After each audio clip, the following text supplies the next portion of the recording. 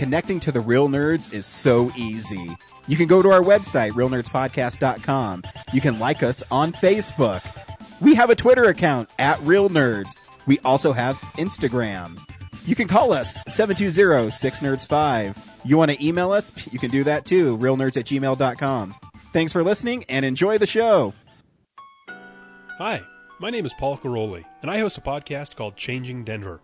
It's a monthly show about our city's physical spaces, how we make them, and how they make us. But it's so much more than that. It's the conversations, ideas, and stories that define Denver's perpetual state of flux. Find more from our team at changingdenver.com and join the conversation on Twitter @ChangingDenver. Denver's changing. We can help. Hi, I'm Jimmy Palmiotti, and you're listening to Real Nerds Podcast. Now pay attention and stop playing with your dick. The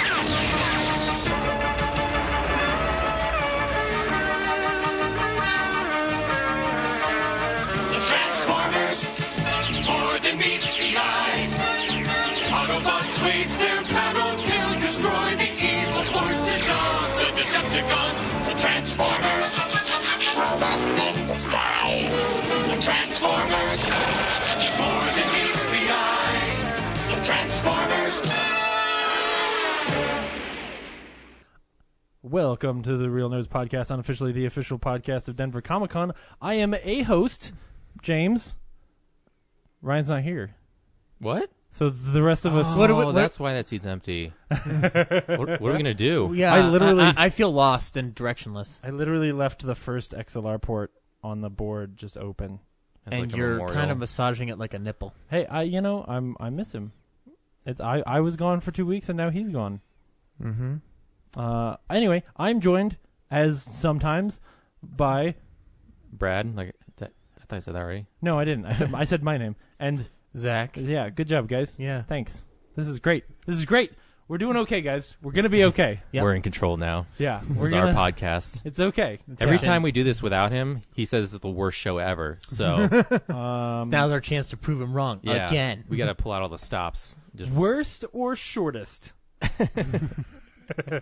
Yeah. Anyway, if this is the first time you've ever listened to the Real Nerds Podcast, every week we go see a movie and we podcast our experience to the world. That's what Ryan always says. I know because I listen. And that's actually our tagline. Yeah, we this week we went and saw Transformers 5 the last night. Ooh, sorry, that I had to really pull that out of my head somewhere. Yeah, I was delayed for a second. Did we all actually see Transformers? I saw it because I like Transformer movies, but did you guys actually pay and suffer through this thing? I literally just came from it. Oh my! Not only did I see it, my dad went to see it, and this was the first Transformers movie he ever saw. My dad wants $10 back. Oh no! Oh, your dad's never. I will tell you what again. my dad thought of it, as well as what I thought of it later on today. I'm so excited to get to the review, but that's a waste from now. Yep. Because waste from now. It's a waste from now. I can see our review on the horizon, but we're not quite there yet. Okay. Because we don't just do the reviews. We're also going to talk about movie news and what we've been watching and. Blu-ray releases. What's going on around town. Yeah. We have a segment about a guy who watches fancy schmancy movies. But he hasn't sent us anything this week. He hasn't sent us anything this week? Yeah, he wrote an article, though, so someone should probably find that. And we can do an audiobook version of his article. Yeah, we could just slide it in. Ryan's not here. We just flat out read it. This week on the Real Nerds Podcast, we slowly read like dyslexic children. No, it could be like an article on our own website. It could be like Jim Dale from frickin' the Harry guy who does the Harry Potter book audiobooks. We could do little characters with it. It'd be fun, like a radio play. Yeah, I'm not doing that. Have fun with that. Yeah, that's all right. Fine, fuck you guys. I'm gonna keep my good ideas to myself. Hey, while you're looking that up, why don't we tell people that they should go to our panel on Friday? At the Denver Comic-Con. They were dumb enough to give us a panel. Worst decision ever. That's the thing we're doing. Yeah. We're going to do our normal podcast for Baby Driver. And try to make it entertaining. But what's the caveat on this? We can't curse. Yeah, that's the hard part. Yeah. Yeah. That's going to be... Yeah. That was the most awkward silence in the show's history. Fucking hard. Yeah. I tried as hard as I We could. just get all of our systems today. Fuck. Basically, like Fuck, fuck. Yeah, get it all out now, guys. Motherfuck, Noich. 1, 2, 1, 2, 3, 4, Noich. No, it's copyrighted. Yeah, that'll be fun. Do we have any idea what we're doing? Oh, yeah. Oh, Yeah, good. Ryan and I have been jumping back and forth. We have a program pretty much laid out.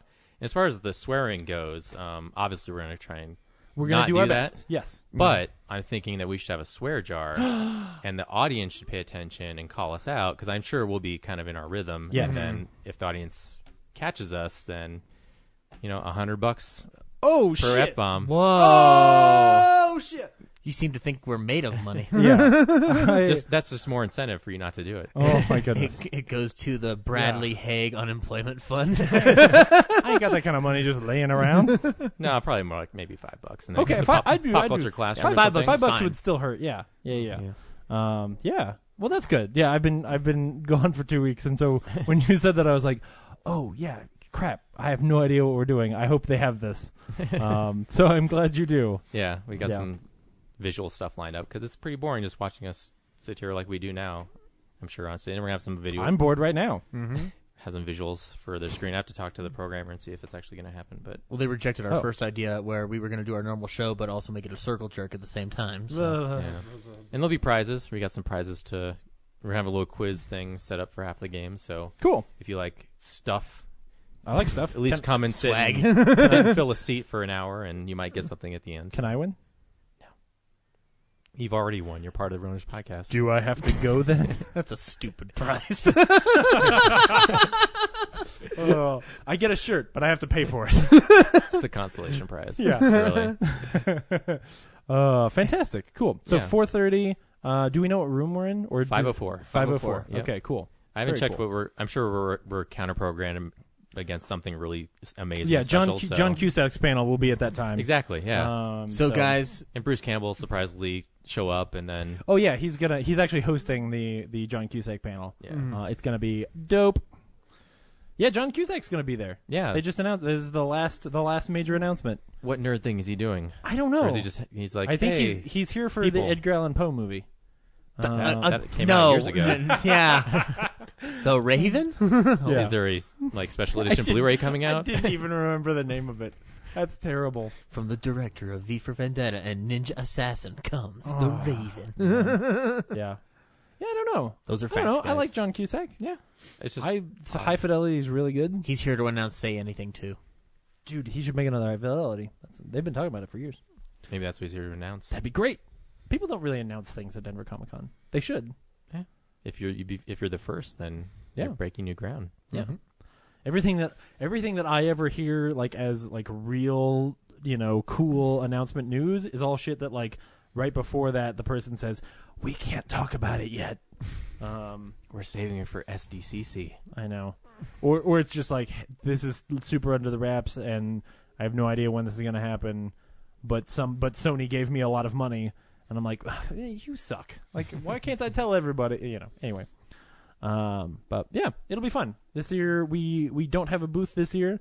But we're going to be there just sort of walking around. I'm actually really excited. Like Saturday I'm going to wake up and go down there and like just bomb around at the con and like probably buy a t-shirt I don't need.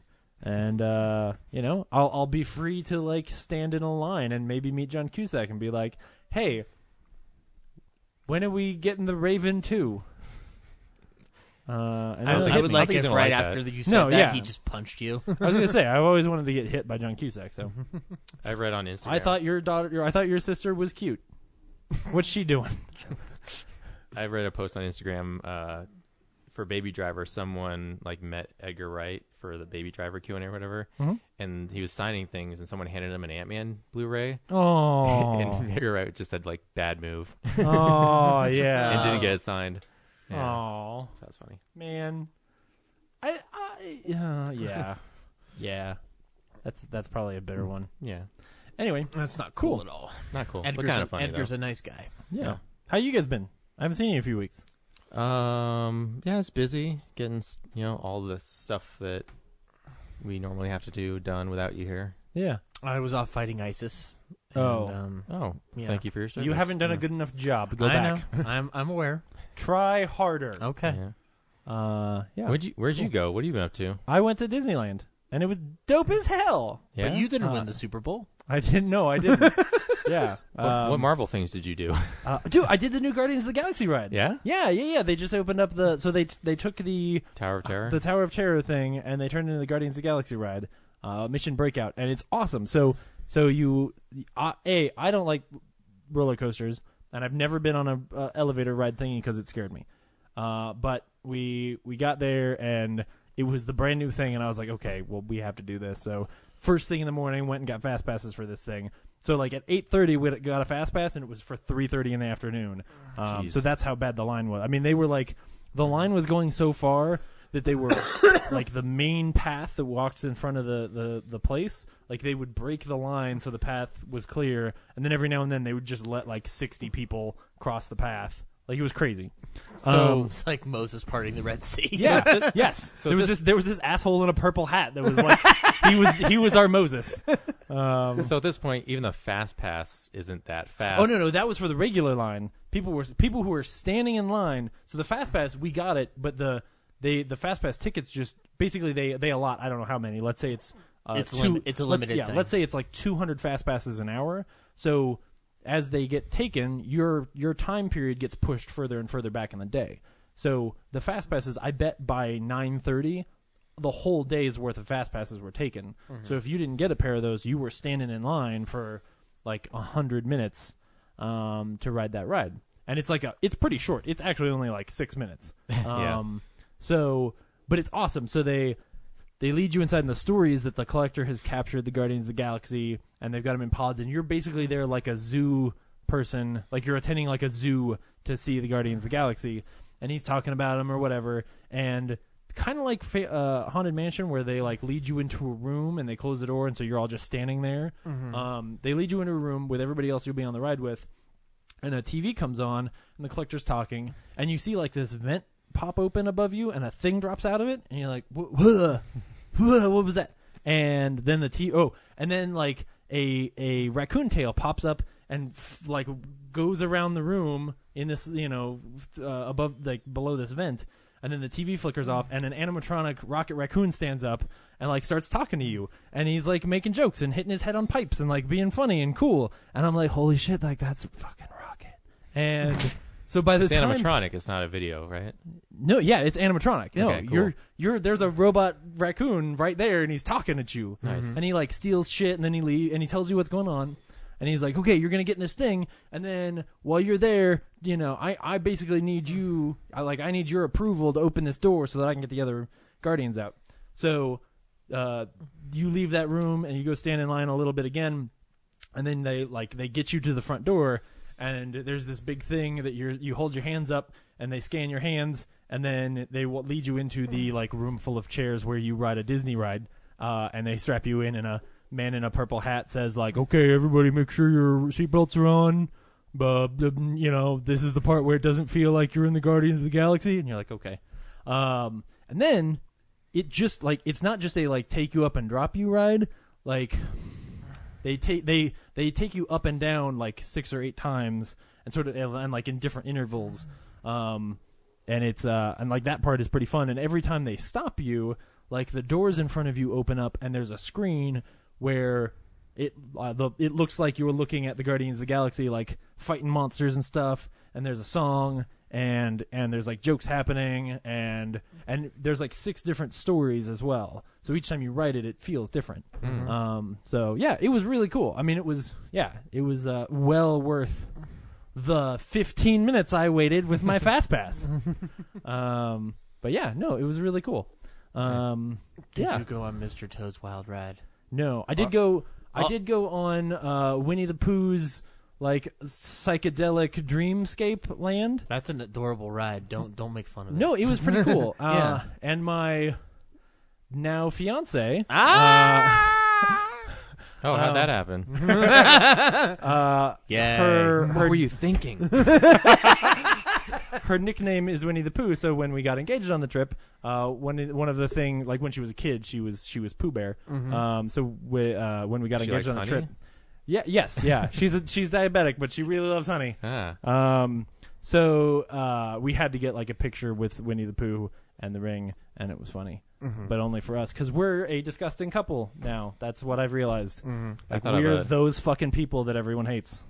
I thought of a bad joke about her name that I'll tell you off air. Oh, well, thanks. Yep. I can't wait for my mom to call me next week and be, I want to know what Brad's bad joke about Brooks was. I got the news before you announced it on Facebook. Yeah. Basically, keep bragging, buddy. You're texting me. No, it's just I just thought it was funny because I was just like I had to decipher it over the course of 10 minutes, going like, huh? Because he texts me because my mom does floral work. And he's just like, so your mom does flowers for weddings, right? And I looked at it. I'm like, well, it must be a job. Like, wait a minute. It was all fun and games until I realized, like, oh, shit, I got to pay for a wedding? What the shit is this? What have I done? The podcast primary financier is now paying for a wedding, so there will be no T-shirts next year, guys. There will be no new boards and no new mics, and I hope it sounds good now because it's only going to go worse. Yep. And Brad, you, me, and Henry, we're a dying breed. Yeah. Yep. We'll be extinct. It's not a shotgun wedding, so you've got a little bit of time. Oh, that would have been so much funnier. What was that? What was it? Something about people? It was it was a funny sound. Anyway, but Disneyland is dope. I also went on like a real roller coaster, and I don't like those, and I liked it. It was weird. Got to see Captain America. He looked like a guy in a Captain America costume. That's pretty much what Captain America is a guy in a Captain America costume. Yeah, I'm just saying. The interesting thing, like you get that whole thing spoiled for you when you go to Denver Comic-Con or a big convention every year. You see better cosplayers. And you see really great cosplay every year. And so then you go to these things where like people are standing in line for 25 minutes to meet, quote unquote, meet Captain America. And you're like, that's a guy named Jeff. Like, I don't... You're not pulling one over Jeff on me, America. man. And he probably does very un-Captain America type things when he gets off his shift. Yeah. He takes off his wig. He takes off his wig. Yeah. Swigs a bottle of Jack and goes, I'm fucking Captain America. Yeah. Underneath that blue suit is an SS set tattoo on one shoulder. Yeah. That's his clever disguise in the world. Yeah. Anyway. Yeah. Next time you go to the Mr. Toad's Wild Ride and tell me it doesn't look like a descent into hell. I don't want to. That sounds terrible. No. Is it at Disneyland? It's at Disneyland. Yeah. Oh, is it up in the fairy land or whatever? It's in the fairy tale land, but when we straight didn't go there. But no, here's the thing though. If you remember Mr. Toad, the cartoon, it doesn't really lend itself to what happens on that ride, which is like for the big chunk of it, it's the story of Mr. Toad. But it doesn't get resolved because at the end you basically are led into a fiery pit. Oh. And that makes no sense. I don't get it to this day. We ended up spending like the majority of our time in Adventureland and New Orleans Square because I'm pretty sure that's the best part of the park. You didn't go to Roger Rabbit Land? Nope. Didn't do Roger Rabbit. That's terrible. No, Where's your sense of... Did you go on Small World? Hell no. These parks are big. There's a lot of area to cover. Yeah, there is. But New Orleans Square and Adventureland and some Frontierland and some Critter Country, like, that part's just awesome. You saw the fucking Bear Jamboree, though, didn't you? Nope, didn't do the Bear Jamboree. Good. Yeah. All of the Rivers of America and Tom Sawyer Island are closed right now. So you're doing some renovations on there or something? Star Wars Land. Oh, so the train is closed, too. So, anyway. But it was really fun. Yeah. Pirates of the Caribbean, good fucking ride. Cool. Jungle Cruise, still fucking funny. Mm-hmm. You guys are going to make it through Friday at all? No. Nope. 3 F-bombs right now. I know. Anyway. But so that was really cool. This is not this is not the Backside of Water podcast. Yeah, Backside of Water. I was trying to figure out the name of it, which you should listen to. Really good. You should. It's part of why I went to Disneyland. I keep meaning to like send them a message and be like, "Yeah, I started listening to your show after we met Alex at last year's Denver Comic-Con, and then it made me so want to go see Disneyland again that I literally went to Disneyland, like planned a whole trip around that." So. It was cool. Went to the Tiki Room, which I didn't know it was there, and it's awesome. It's near. I think it's near Adventureland. Yeah, it is. It's like next right to the Indiana Jones ride. It's right next to the sign, so most people miss the Tiki Room. They just see the Dole Whip floats. And the Dole Whip float is amazing. Right. It's But so you go good. in there, like, if you go in there, like, it's a fun little robot room. Oh, it's so cool. Yeah. It's so cool. So anyway, Hey, so missed opportunity. Yeah. You didn't pop the question on the Jaws ride, so well, we didn't go to Universal. I know. You could have. Is the Jaws ride still in No, Hollywood? it's not. What? I don't think Yeah. so anymore because I I thought think they Harry closed- Potter's there. Yeah, I thought they closed that one. Yeah. Oh no, that's in Orlando. Oh, okay, then never Yeah. mind. Jaws Yeah, is that's still right. The Jaws is yeah, still I in think that Hollywood. one's still Then. there. Yeah. Yeah. But yeah, didn't go to Universal. Also, pretty sure she would have killed me if I had proposed at Disneyland. Like, no. But because when I first threw it out there, she was like, "You want to go to Disneyland?" And then after 4 months of us planning it, she was like, "Oh man, we're gonna go to Disney." And then after the whole trip was over, she was like, "I want to go back to Disneyland." Yeah, that's Because I think most people who haven't, she had never been before, so you think of it like a kid's thing, and then you go and you're like, "Nah, man, ain't no kid paying to have dinner at the Blue Bayou." Just saying. Mm-hmm. Shit is good. Yeah. That's what that was. That was Dan. Oh yeah, yes. But anyway, that's enough of what's going on in James's life. So yeah, what do you want to start with? What's going on around town? Sure. Cool, Brad.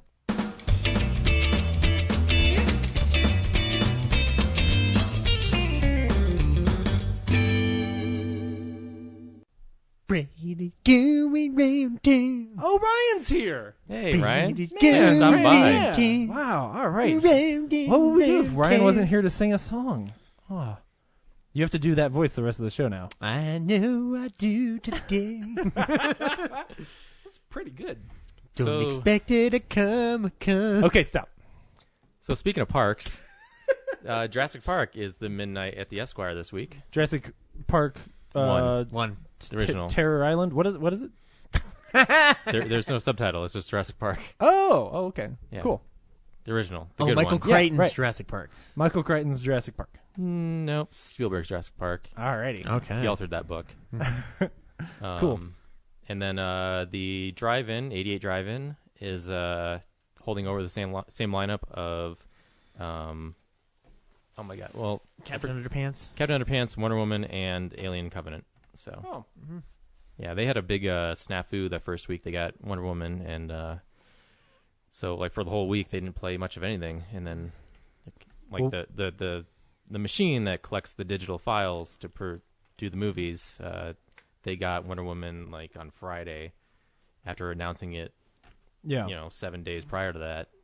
So they were a little behind. Oh, okay. Yeah, Shoot. those DCP files take a long time to download, and Uh-huh. yeah. Cool. So yeah, and what else is going on around town?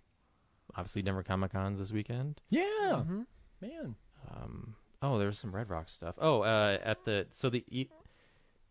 in Denver, Elitch's, the amusement park. Speaking of more parks, Yep. used to be over in the Highlands, the original version, and it has since moved downtown. But the old historic theater that used to house all the traveling shows, The Vaudeville Act. Yes. Has been abandoned for quite some time, and a group of people have taken upon themselves to reopen it. Cool. And part of that, so there's different stages of renovations, and they've done enough to show stuff on a screen there, but they need fundraising to finish the other two phases. And part of their fundraising is they're doing on the green screenings. So outside on the grass, they're doing screenings. This week is La La Land. Oh, cool. Yeah, so if you want to watch La La Land Under the Stars at the historic Elitch Theater, Under City the of stars. yep, it's $5. What? You and I both took those jokes different ways. City of Weed. Yeah, I forgot to say last week they had Star Wars The Force Awakens inside the theater. Ooh. So, That would have been cool. Yeah. yeah, Yeah. it was cool. How's the theater look on the inside? Is it pretty? It's still under construction. Okay, sure. So they've But it pretty much It doesn't looks smell like like it doesn't smell like meth anymore, but the the construction is still yeah, they've got a lot There's left. a lot of plywood and unfinished carpet, but there's Cool. the bottom level. There's two levels. There's the mezzanine and the bottom level, like the Paramount. Yeah. And the bottom level is pretty much it's habitable. Cool. But the coolest Good. part is left over. Surprisingly, no one just stole them, broke in and stole them. But they have these old photographs and paintings of the vaudeville stars. Wow. Like there's a young Vincent Price, like gigantic, 5 foot, 6 foot, either painting or photograph. And they're all framed, and there's just like, I didn't recognize most of them because there were a lot of really old people. Sure. In black and white. But one of them... You were pretty much like, oh, God, it's all the people Zach jerks off to. I bet I would recognize... I bet I would there's recognize... Jack Benny there somewhere. I bet I would recognize that person if they were 80. But when they're young, I have no idea who it is. Exactly. Like, I'm pretty... I mean, I don't know if... I don't know if some of the people I'm aware of ever went through the Elitches, because I'm assuming they found it on the Elitch property. Yeah, is my guess. It was just sitting there. Yeah, like just at the base of the wall, held up against the side. Yeah, that's cool. Pretty cool, man. And they took some of the more notable ones in like the balcony seats that Abraham Lincoln would sit in. Yeah, they filled those. One was for Mary Elitch, I think. She was like the wife of the founder Steve of Elitch. Yeah, whatever. So there's like one savage balcony Elitch. seat that's a shrine to her. Cool. And will always be that. And then the other balconies, they just put the more notable, like Vincent Price and stuff. Cool. And then if you look behind the screen to the stage, like in the back, backstage, there's just like a long wall of just these photographs and paintings, like pressed up against the wall. Cool. Cinder blocks and stuff. And in the bathroom, in the men's stall, is a picture of Bradley Haig. That makes sense. Cool. Awesome. A crudely sketched, like, me with my dong hanging out with a Sharpie. And it's signed by Bradley Haig. Yeah. It's like, paint over this, fuckers. What night is La La Land? This Friday. So, okay, cool. we'll be at Denver. Well, I think it's like 7 p.m. So we'll be done with our show. So you could go to it. Yeah, it's not that far away. I'll be at the other thing is the Zelda Symphony is that night. Oh, cool. 7. So if you want to hear the Symphony of the Goddesses again, I think they're going to. Is that a Zelda thing? That's what they named the whole like traveling show, Symphony of the Goddesses. Oh, okay. Yeah. It's like the subtitle, like Breath of the Wild. This one's Symphony of the Goddesses, and I think they're going to incorporate. They said they're going to incorporate like a new song. Oh, okay, cool. So it'll be a little different from what I did last year. Neat. Cool. Very cool. That's what's going on around town. Sweet. At the Alamo this week. Hello. Hi, I'm Kevin Smith. Hi, I'm Leonard Maltin. Hi, I'm Mark Hamill. Hi, I'm Elijah Wood. This is Seth Rogen. I'm Christopher Mintz-Plasse. I'm Martin Starr. Welcome to the Alamo Draft Night. The kids' camp is Zathura, which I've never seen. It's like I hear it's Space Jumanji. Yeah, I saw that it was Space Jumanji back when it came out, and I was like, yeah, that's silly.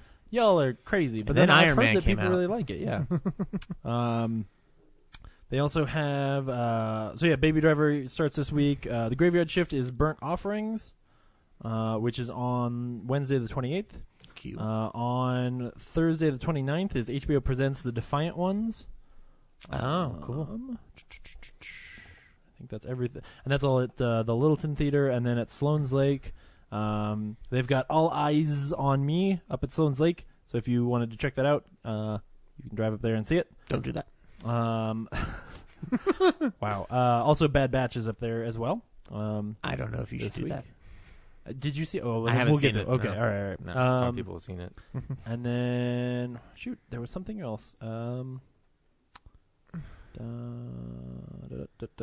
Don't know what it was. But anyway, so yeah, go check out some stuff at the Alamo because there is nowhere better to see some movies. I missed it while I was out of town, to be completely honest. I was excited to get back there and see a movie again. So cool. Speaking of movies, what's coming out on Blu-ray? DVD releases and Blu-rays. Wow! That fucking high five. Yeah, that was good. It's a really generic segue, though. You can use that for anything. I know. Speaking of movies, the only thing we talk about. Oh, it was great. Speaking of movies, we should make one together in my bed.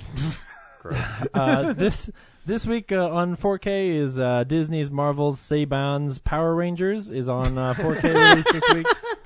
Why does it say O-Ring underneath the name on Amazon? I don't want to know. No, I don't know. It says right underneath in grayed out text O-Ring and then Blu-ray and 4K and I don't know what that means. Maybe that's a type of packaging for 4K. It might be, yeah. Because there's Digipack for like DVDs and stuff. Yeah, maybe it's an O-ring. That's kind. Sounds weird. It does. I'm not in love. Sounds like a cult thing. What it won't show you is that Best Buy has a steelbook. Oh for shit! That, so I said that as if. Am I gonna own Power Rangers? I know. I liked it, but I don't know if I liked it enough to have a steelbook. Yeah, like I don't know if I liked it enough to want to ever watch it again. But I liked it enough to want to see another one. Does that make sense? Yeah. Mm-hmm. Yeah, I was like, holy shit. How did you make me be okay with this? So anyway, speaking of sequels to things, see, that's also a great segue. T2, Terminator, the drug movie, Trainspotting, is out this week on Blu-ray. So you can see that. Did anybody see that? No. Okay. Henry did. Great. Chips. Chips is out this week with Dax Shepard. For all the Dax Shepard fans out there. Is Salsa out as well? What? Is Salsa out as well? No. I went there. Zach, put it away. Came back with a T-shirt. And the completion of the trilogy, Queso. Autopsy of Jane Doe is out this week, which I think Ryan saw and said was good, or... Is it getting its release finally? Because I thought it came out a while ago. I thought so too. Maybe it was digital before, and this is the DVD. Yeah, it's an IFC release. No, because we talked about it in releases before. It was pretty high up on the digital bits list, which makes me think that this is... I mean, that means people are buying it, so... I don't know. It was just a repackage. It could be. The Belko Experiment, sorry. The Belko Experiment is out on Blu-ray this week. If you watch it, it's an experience. Yeah. Technically. From Shout Select this week, they have a full collection of the Peter Sellers, the Pink Panther movies. Yeah. I think... Oh, let me scroll down. Does your dog bite? Yeah. No. I thought you said your dog does not bite. He's not my dog. So it's all 6 of the main films, including A Shot in the Dark. And then... and then the others. Yeah, and then separate releases, which I can't confirm here from Amazon if they're Shout Select or not. I think they're probably just releasing them. They probably for the convenience of it. Shout Select, because it's all MGM related. Yeah. So Son of the Pink Panther, Curse of the Pink Panther, and then the Alan Arkin Inspector Clouseau movie. Mm-hmm. Those are all getting individual releases this week as well. Mm-hmm. But if you're a fan of the Pink Panther like I was as a kid, you can pick up the box set on Amazon. Mm-hmm. Alan Arkin was Clouseau for one of the movies? Yeah. Yeah, but it's not like... We don't... Yeah. We don't talk about it. So it's more like the Stink Panther, right? Yeah, it's kind of like Son of the Pink Panther, where you're like, yeah, something should die. Anyway, yeah, I mean, it's like $61 on Amazon, so for 6 films, that's pretty good. Mm-hmm. And it's the Pink Panther, which was always awesome. There was like a period, like a year and a half of my life, where I probably rented all those movies 6 times, over that year. Yep. Because they were great. So. Also this week is the complete series of the Rockford Files is coming to Blu-ray. Remember when Vince Vaughn was trying to make that a reboot thing? Oh man, yeah, yeah. Actually, now that I think about it, I need to go check the mail in case it showed up early because I have one on the way. Mm-hmm. I re-listened to that rant from you. What? When that news came out, when I was doing my cataloging, you talked about it with great intensity. I did? Of railing against Vince Vaughn playing Mr. Rockford. Yeah, it's fucking terrible. It's like, yeah, it's pretty bad. I mean, that would be on par with like Vince Vaughn playing Anthony Perkins in Psycho, like just sort of silly and poorly cast. Oh, it's not really a news item, but I read a really good Slash Film article. That was really good, yeah. And I was like, I don't agree with him, but I like his ideas. Yeah. From Vestron this week is The Unholy, which might be my favorite cover this week because it kind of looks like a Sega Genesis game or something. Because there's like a priest and he's like it's just the priest's head and hands, and then there's a lady in the background with some crazy 80s hair, and her eyes got one of those like star like her eye is gleaming, like some kind of 80s rock band cover, like an eye light. Yes. Okay. Is that what that's called? That's what's called. Okay, well, it's a hardcore highlight. Okay. It's pretty great. Seduction, submission, murder. Wait. Murder. Tonight. evil goes over the edge. It builds so well, and then it just falls apart. I don't like the word submission and a picture of a priest within the same vicinity of anywhere. It's got 2 taglines. The other one is "You haven't got a prayer." The Unholy. Nice. Yep. So pick up your copy of The Unholy from Vestron this week. Prison Break, the series event, is out this week. So all the Prison Break fans can get their 24 TV movie treatment thingy. Mm-hmm. Criterion is putting out Straw Dogs, the Hoffman version, not the one with what's his face from X-Men in it. Cyclops. Yeah. Not the Cyclops version. Cyclops and I believe Lois Lane from Superman Returns. Yep. Yeah, Kate Bosworth is in that one. There's the Curse of the Pink Panther again. And then very last is this week you can pick up Eurovision 2017, the song contest. Celebrate diversity, man. Okay. For all you Eurovision fans out there. Damn right. I didn't know you didn't know I was surprised you didn't know what Eurovision was. I have no fucking clue. It's a crazy thing that it's like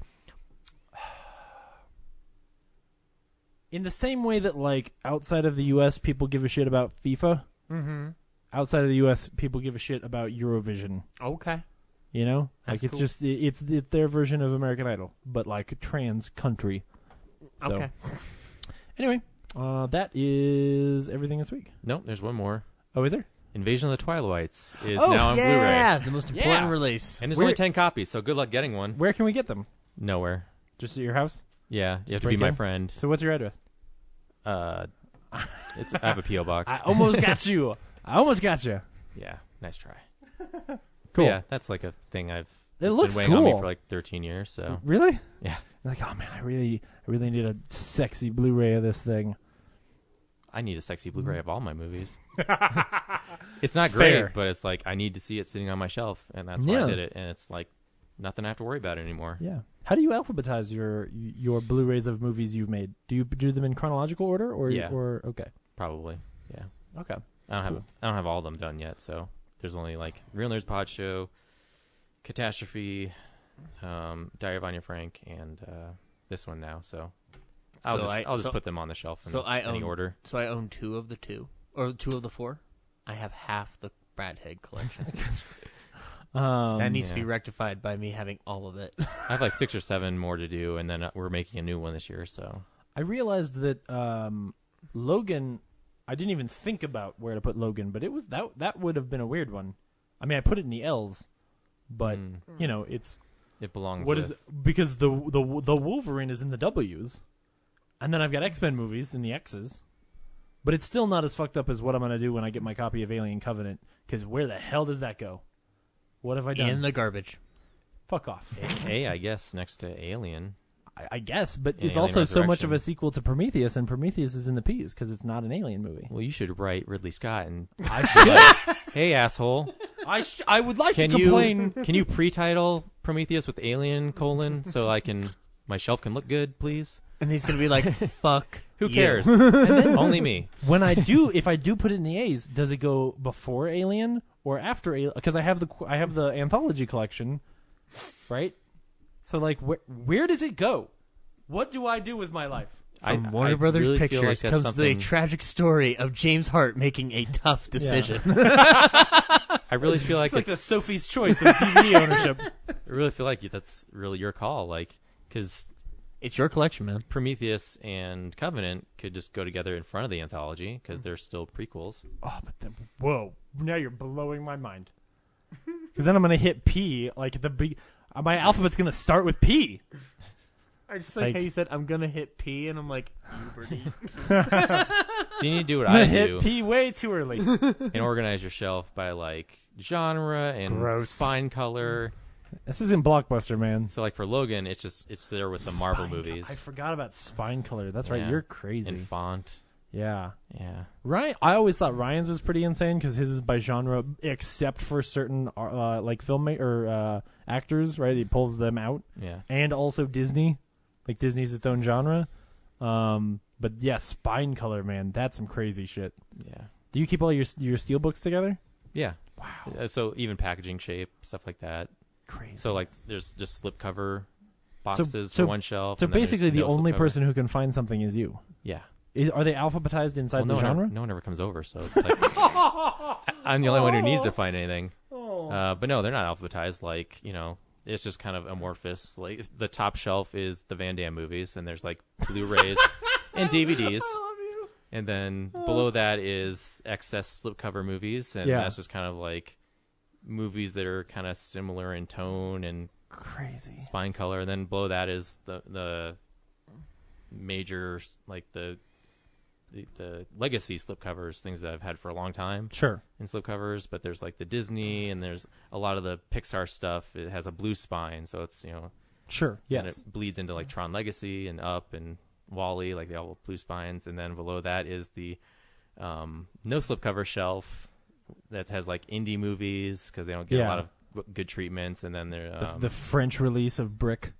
Yeah, and then to the left of that is recent releases like the Neon Demon and stuff. Yeah. And then to the right, there's a Criterion / Wes Anderson, which I guess is just Criterion at this point.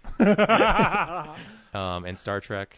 Yeah. Because Star Trek. It's a smaller shelf, and there's small bits of that. What do you do with like your big box set-y things, like an Alien or a Lord of the Rings or a Star Trek or? Those are kind of like at the end of the slipcover shelf, bunched together because they're floating shelves. They're all bulky and weird. Oh, yeah, I don't want to put them all into a single, so they're kind of like spread apart. Oh, sure. And they're also holding things from sliding off the shelf because there's no edges. Right. So, okay. Yeah. Crazy. Yeah, and then below the Star Trek Criterion, there's a shelf above that is PlayStation 3 games, but yeah, and then it goes Criterion, Wes Anderson, Star Trek, and then Steelbook, shelf 1 with I think the DC stuff. You're a madman. DC / Marvel, and then below that is the steelbooks for just like steelbooks for movies that aren't superhero movies. Wow. And then below that, I think is like Batman animated series and stuff.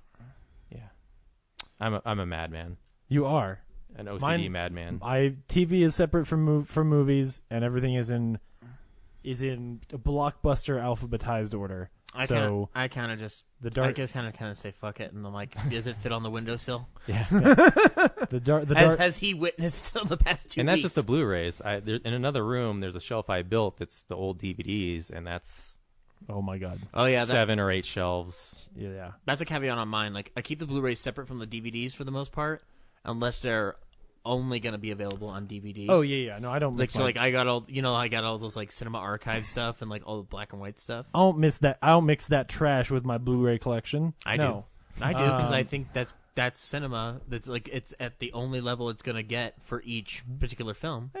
I have the Target Kingdom of the Crystal Skull release. That's like a digibook thing. Yeah, and that's the only Blu-ray that's like mixed in with the DVDs on that DVD shelf. It's like where it belongs. It doesn't need to be in this room. Yeah. When you go to the DVD shelf, because they're all organized by color, if you stand on the opposite side of the room, does it create like a mosaic of your face? That'd be so cool. Because that's what I pictured in my head. Yeah.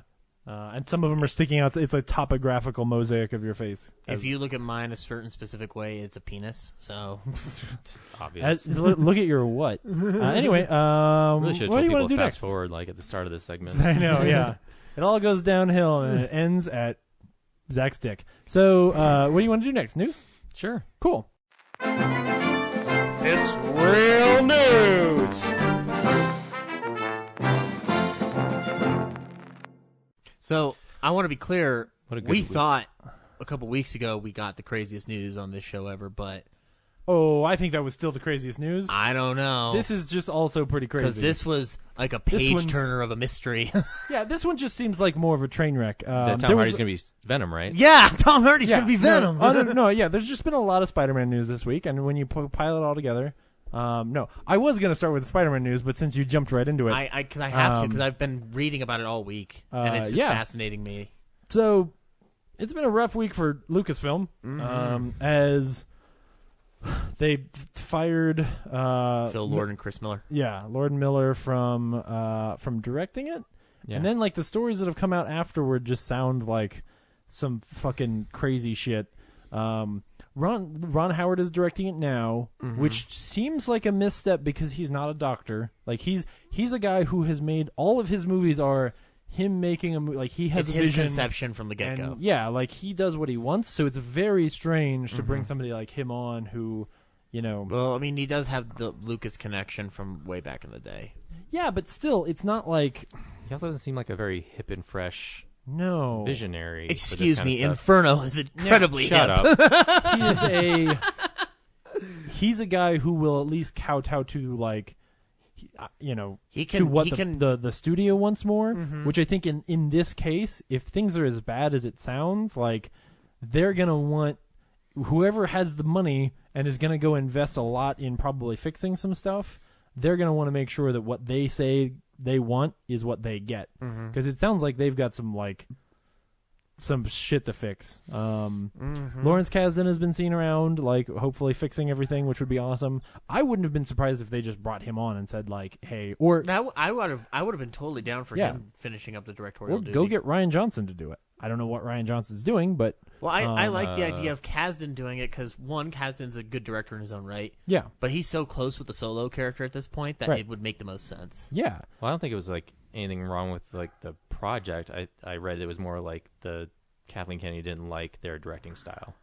Yeah, well, how so they work on what set. we're hearing now is like, what's his name? I can never actually say his name. The guy who's playing Han Solo. Oh, Alden Ehrenreich. Yeah, Alden Ehrenreich is apparently sort of complained at some point about how like they were making a comedy with Han Solo, and the ways they were like the directions they were directing him were way more comedic and almost silly than he necessarily thought it should be. The quote from the article that sort of broke most of the news was that some of his scenes come off as a like Jim Carrey in Ace Ventura-esque character, which seems a little weird. And I think part of the problem is that like as they started seeing stuff and the studio started giving notes and they thought like, oh, okay, we're going to be able to patch this together and make this work.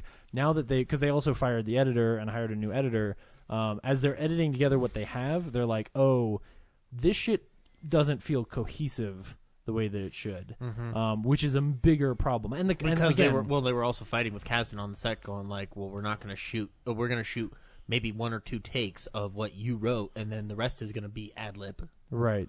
That's what I read in the article. So yeah, which just means that you're going to have these like tonal shifts of it's always. Everything we're doing here is sort of reading like the tea leaves here, of course, right? Because I mean, who knows what really like fucking like how everything went down precisely. But Lord and Miller, I think, are amazing and fantastic, and whatever they were trying to do was probably really cool. I don't know if Kathleen Kennedy wasn't listening when they said what they wanted to do, or they weren't really clear about what they were like, what their vision was, or like clearly there was a conflict here and they probably honestly.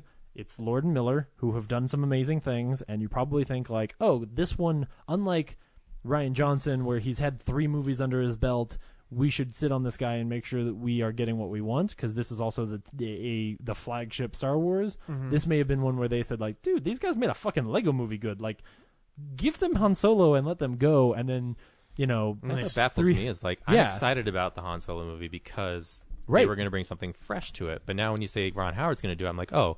Traditional Star Wars movie, right? Exactly. And now I'm like, I'm less interested. I will just focus on the saga. That, but that's how I totally agree. Well, the article pointed out something interesting. Was like, so Gareth Edwards, for the most part, was kind of phased out at a certain point in production of Rogue One, and replaced with Tony Gilroy, I think it is. Yeah. But they were like, he kind of like, he was more collectively in on the changes, whereas the Lord and Miller thing was an outright firing. Right. Yeah, like and they are not going back to set. It's probably Lucas.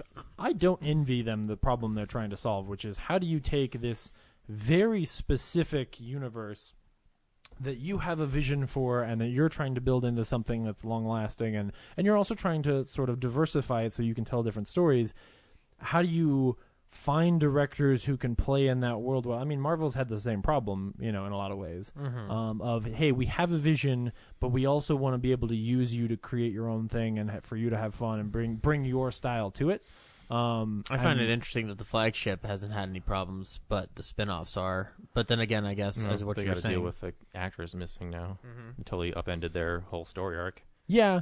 Carrie Fisher dying. Yeah. Yeah, but at the same time, with Who was with supposed to have a those- big role. With those, you had a lot of passion and energy behind getting that thing started, and you had Lawrence Kasdan and you had Kathleen Kennedy and you had J.J. Abrams sitting in a room talking about what they really wanted and how to send that thing forward. With these other ones, for me, there's two big sort of question marks here. One of trying to spin these things up, and you're making these because you feel like it, not because you're making them because you're like, well, I don't know, Han Solo should get a movie. And, people are like they Han rushing Solo. this stuff? Right. Like, are they rushing this stuff? Do they really care about the story they're telling? Yeah. Rogue One, I like Rogue One a lot. I still don't own it, so I guess I don't love it that much. But I'd like to. I just haven't picked it up yet. But I also have some problems with that movie. But I think they're still trying to figure out like what that tone is, and this just seems like a complete misfire on their part, where there was some miscommunication. Because in my head, I agree with you, Brad. Like, whatever those guys were building was probably awesome, but it might just not have been awesome for what Lucasfilm is trying to build. I'm slightly suspicious that they know they need to reach a modern audience. Like, the people who are caretakers, even though George Lucas is gone, they're still kind of traditional Hollywood, right? Yeah. Oh yeah. So I'm slightly suspicious that they're kind of like inviting a little new blood, just to like infuse their ideas a little bit. Yeah. And then once they've got what they want, like they're cutting them loose in a fair way, and then like kind of retaining like, okay, like just kind of getting a perspective of like what the next generation is up to, and then handing over to like co-opt and like make their own instead of like following through with the. You're almost saying it's like a planned obsolescence of directors, where it's like, we want to get somebody crazy in here to get us started, and then we'll just a fix peek it. at like what other people are working on, so we can feel kind of relevant. But at the end of the day, like, we want to keep it in our style, but I mean, the interesting thing is that dovetails with what Zach was saying, where like that's true, but only in the non-flagship movies, right? Only in the saga movies. Yeah, right. Because on the other ones, they got guys who are character story-driven directors, and basically allowed them to write and tell the movie that they wanted to such an extent that like the worst news we've heard out of episode 8 is Mark Hamill disagrees with where they took the character. But right? again, like, he kind of did it. He did it, and he doesn't say he hated them. He just didn't agree. Just said that when he saw the script, went, "What the fuck are you talking about? This isn't my Luke Skywalker," which is fine, because at least there you're being risky with the characters. You're not being risky with the way it's shot, with the level of action in it, right? Like everything else, you're hitting your mark. But what you're doing, and people can throw a fit and say that J.J. Abrams' movie is just a remake of A New Hope, and they're wrong. Because layered underneath there is a lot of really deep, interesting character stuff that's going on that's only there when you're really like watching it and rethinking about it. But on top is a popcorn movie. And if these other guys are making not necessarily the let's make a shit ton of money popcorn movie that Lucasfilm wants, I think that might be the problem, and I'm making a lot of assumptions there because we've only seen 2 Star Wars movies, right? So I'm assuming that Rian Johnson's movie is going to feel similar to Force Awakens, where it's a popcorn movie with some cool ass shit underneath it. And Rogue One, I do feel like was, it's an interesting experiment. Yeah, especially from what I've heard about some of the early scripts and like when Gary Whitta was writing it and that kind of stuff. Like the fact that spoilers for Rogue One, the fact that they kill all the characters at the end and stuff like this that is definitely out there. It could be that was them, like that was somebody like trying to make a movie that's doesn't necessarily fit into a traditional Star Wars universe. And this, if they were making like a wacky Han Solo movie, but I don't know, maybe it works. It certainly didn't look that way from like the cast photos and all that stuff. Like it seemed like, oh no, man, we're gonna make a movie where like Han Solo and his young friends steal space shit, like, which is what I want. Yeah, but it's definitely weird. Yeah, and I agree. Like it bums me out. Like I'm less interested in like the Ron Howard version. No offense to him, he's been a great filmmaker, but just like But like I said before, like I'm excited because it seems fresh when you put Yeah. those guys to it. Like they're going to bring something different to the universe. Yeah, if they had, there's a lot of people that you could have said that would have excited me a lot more, you know? If you had said it was Fincher, or you said it was like, I don't know, somebody who has really, I would actually be more excited if it was somebody that I thought like had some director doctor kind of chops and was somebody who could come into a picture and go, look, okay, I've got 60% of a movie. What's the 40% I need to do to make this thing work? You know? So that if it was a Tony Gilroy or somebody like that I thought like, okay, like a Doug Liman. If Doug Liman came in, I could see that guy like, okay, here's where, or Christopher McQuarrie, like here's these guys who can make popcorny movies and can take what they've got and make something like, polish enough of a turd to make something palatable. And that's not Ron Howard. If you were trying to make a Oscar baity movie that never quite delivers enough, then you get Ron Howard. But yeah, I don't know. It's on a side note, since Ron Howard's going to do it, I just think there's more hope for my chance of Anson Williams directing the Boba Fett movie. And let's not forget Henry Winkler's version of Jabba the Hutt. I'm just saying, let's get all the Happy Days cast to direct these spin-off movies. It makes more sense than any plan they have. I was actually just thinking like Fred Savage would be great. If you're gonna make a comedy, like he's got those It's Always Sunny in Philadelphia chops. I joined the rebellion, I was wondering whether it was going to work out or not. Yeah, I want to see a Salacious Crumb movie directed by the guys who made It's Always Sunny in Philadelphia. That's really what I want. It's just it's the Boba Fett movie, but the whole movie takes place in the back room at Jabba's palace, and they're just trying to figure out what they're going to do that day, and they accidentally make some racist comments about Twi'leks, and yeah, that's the movie I want. Anyway, I hope it's good. Actually, I always hope it's Jabba the Hutt movie should probably be directed by a gangster director, so like a Coppola or a Scorsese or something like that. Oh, that'd be cool. I would totally see that. Yeah. As far back as I can remember, I always wanted to be a Hutt. That's that is the perfect metaphor for why I don't like Scorsese movies, is because he keeps making movies about Jabba the Hutt, and I don't want to see a movie about Jabba the Hutt. I want to see a movie about Han Solo. Like, that's literally what I've been saying for like 4 years now. Cut to Martin Scorsese listening to this podcast going, what the fuck does that mean? Yeah, you know what it means. I've explained it. Dude, silence is really good. I just got the image of like the marketing campaign for the Jabba the Hutt movie. Like in this day and age, it would just be called Hut. Yeah, it would. Yeah. And then you make a sequel, Hut, with a subtitle. Hut 2, Quonset. Crumb. Yeah. Anyway, in other news, a whole lot of Spider-Man news this week. Reviews have started coming out, and everybody's like, "Oh, holy shit, this is good," which I don't know is a surprise. I love how everyone sounds exactly like you. Oh, the shit! Oh shit! This is a good movie. Yeah. So it's not really a surprise because it's got Spider-Man in it, and it's a Marvel movie, and it's got Tony Stark in it, and they're probably going to do a good job. So, but in the actually interesting parts, they retconned that little boy from Iron Man 2 is Peter Parker. Oh, so yeah. good for them. And then the internet like went crazy, like it was real news, and I was like, you guys, we could just say things like, it's like that Andy's dad story that's been circulating around the internet today. Right? Yeah, which is also not real. Yeah. Anyway, also that they're obviously already planning a sequel, and that the sequel is going to be sort of the headliner for Phase 4, which is kind of cool. It means that we're starting to get a glimpse at what a post Thanos, I assume. I don't know. Maybe Infinity War ends with Thanos taking over the world, and now it's like a weird apocalyptic future. Back. Yeah. Oh shit. Yeah, like everyone fails. Iron Man fails.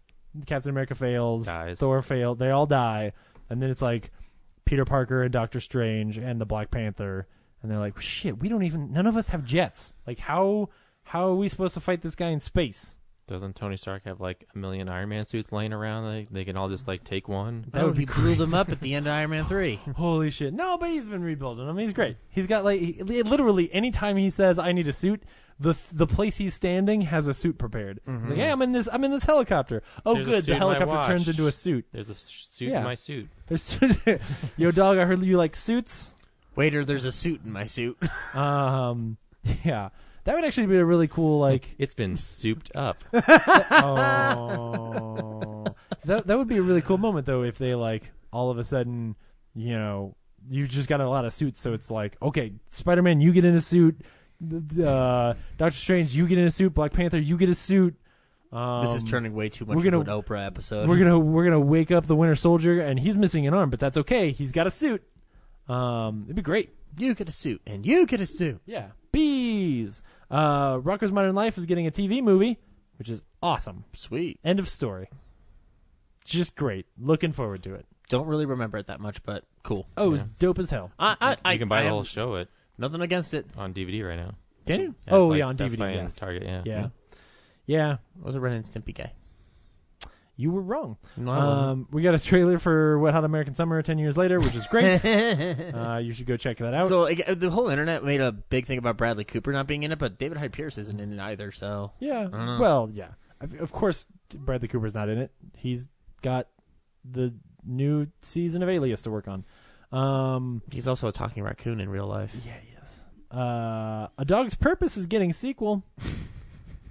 Don't know how that happened. I really hope it starts off like freaking Batman v Superman. I hope there's where the dogs have to team up with the cats. I hope there's no dogs in it. I hope it has a subplot about like animal abuse.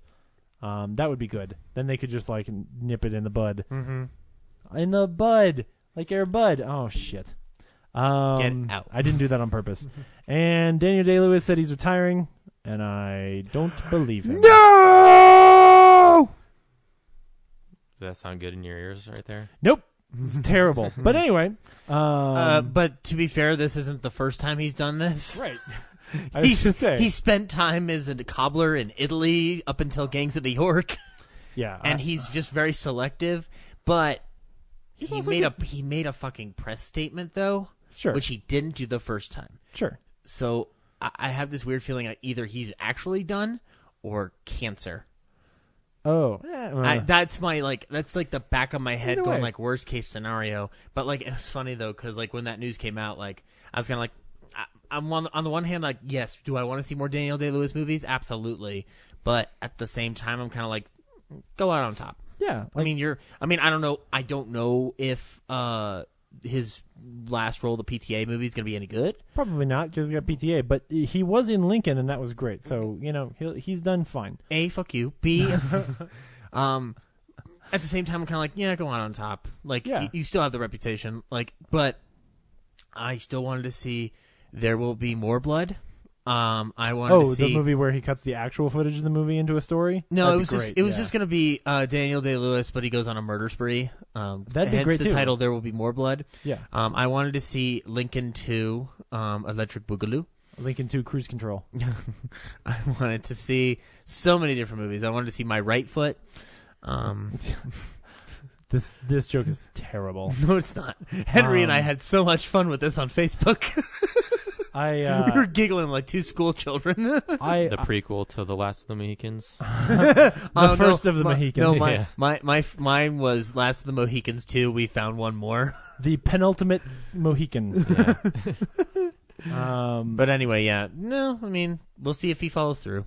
Yeah. Or if I had to put him in the Deadpool, this doesn't inspire confidence. If he's really retiring, cool, good for him. He's done a great job. I mean, the guy only made a movie like every 6 years anyway, so it doesn't matter. By the time he would make another one, he'll be dead. I think we should just give him a fourth Oscar and say, please don't do this. No, because he can't get a Lifetime Achievement Award because he's made like 6 movies in his life. Like, it's okay. Yes, we can. We can do anything for that man. Yeah. Anyway. Lincoln, real good. Lincoln, good movie. Good. We might talk about it here in a minute. We might. I did go to Disneyland. So, because he's at Disneyland. Anyway, that's all the news I got. Unless I missed something. Yeah. Okay, what'd I miss? You said David Fincher earlier. Apparently, he's actually doing that World War Z sequel. Oh, that's right. Yeah. So good for him. That's been rumored for so long that when I saw it again, I was like, yeah, is this real? Still really real? But I told him like he doesn't have to. Like it seems very out of his wheelhouse. Yeah, I told he called me the other day to ask if he should really do it, and I was like, nah. Yeah. I think it's. It might he's be got nothing cool. else going on. So it makes me excited for World War Z 2 in a way I wasn't. Mm-hmm. You think that the title card will be like World War Z, but like up against a mirror, so that Z becomes a 2? I think the zombies will rush in and like eat part of the Z, and like it'll crumble into a 2. Oh, there you go. Yeah. I think I'm just going to be hearing a lot of 9 Inch Nails throughout the entire movie. Oh, that'd be good. What if they just call it World War II? Oh, name's David. Thank you. Wait. Fincher walks onto set day one and he's like, World War Z? I thought we were making a movie called World War II. I was making a documentary. I don't understand what's going on.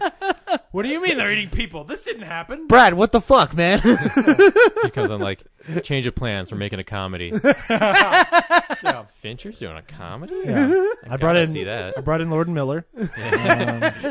They were free. They had nothing else going on. Oh man! And there's one other bit of news.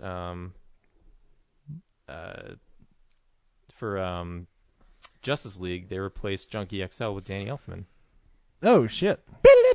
Which, I don't want that at all. I kind of do because he's coming back to Batman. I like Junkie XL is like brought kind of like a fresh sound to like Wonder Woman and like the DC EU and like Mad Max Fury Road. Yeah. And like Danny Elfman, like he's done great things, but it still feels like a Ron Howard like step backward. Yes. Like just like a safety net. I think what you're saying is, why don't all these old guys just die? That's what I'm hearing. What I'm hearing is Brad's tired of old people, and he'd rather we just have Skrillex make all the music. No, I'm actually with you. Like I'm just hearing one like Danny Elfman's like last like iconic thing that like has burrowed into my brain is I think the first Spider-Man movie. Yeah. Like, Agreed. I don't think there's anything I remember him doing since then. Like Excuse me, the score for Milk. Yeah, no. So again, things that I remember. No. They're like, yeah. Right, because he's also not. He's not a like. Well, I like some Danny Elfman scores, and I do think that the Waltz of Death is brilliant. I think the Waltz of Death is maybe his best thing, and that other than that, it's like, oh yeah, Danny Elfman, he's pretty good, but he's not, and obviously I'm a fanboy, but like a Michael Giacchino who can turn in multiple very different scores, even on the same movie. You go listen to Mission Impossible 3 and 4, and they're very different scores. He's not as much of a chameleon. It's gonna sound like probably Danny Elfman. It's kind of like, honestly, it's kind of like a Hans Zimmer, where a lot of Hans Zimmer scores sound like Hans Zimmer, but those are still really cool. And Danny Elfman's like, all right, he's fine. Yeah. But yeah, there is something sort of fresh to having Junkie XL do those, and of course they're still gonna go use that Wonder Woman. Like they'll still use that. Yeah, they'll still use that riff, which is still the best part of Batman vs Superman probably. Yep. But yeah, I don't. Yeah, that's weird. too bad. Yeah. Stop firing good people and hiring the old guys. They should all. Don't we all just wish the old guys would retire? Cut to 2 months later, Tim Burton announced to direct Justice League 2. Yeah, maybe. Ooh. I don't know if I want modern Tim Burton for that. Yeah, who are they going to do for Justice League 2? Are they just going to like, hey, Joss, you're already here? I think Zach will be back. Like, yeah. It'll be 2 No, years I won't. later. It'll be 2 years later, like the grieving period. He'll want to get back to work. So yeah. That makes sense. Yeah, I've been retired for 2 unless years. like Joss Whedon does such like a bang up job, like resurrecting it, that they're like, we've got a Marvel guy now, so we've got some other scripts for you if you want to like play with that. Sucker Punch. Next thing you know, like Edgar Wright is going to be doing the Flash, and I'd watch that in a heartbeat. Right. Which by the way, I'd watch that in a flash. Lord Miller was supposed to do Flash for a little while, so they might be going back to it. Yeah, according to the news, but yeah. Anyway, cool. What you guys been watching?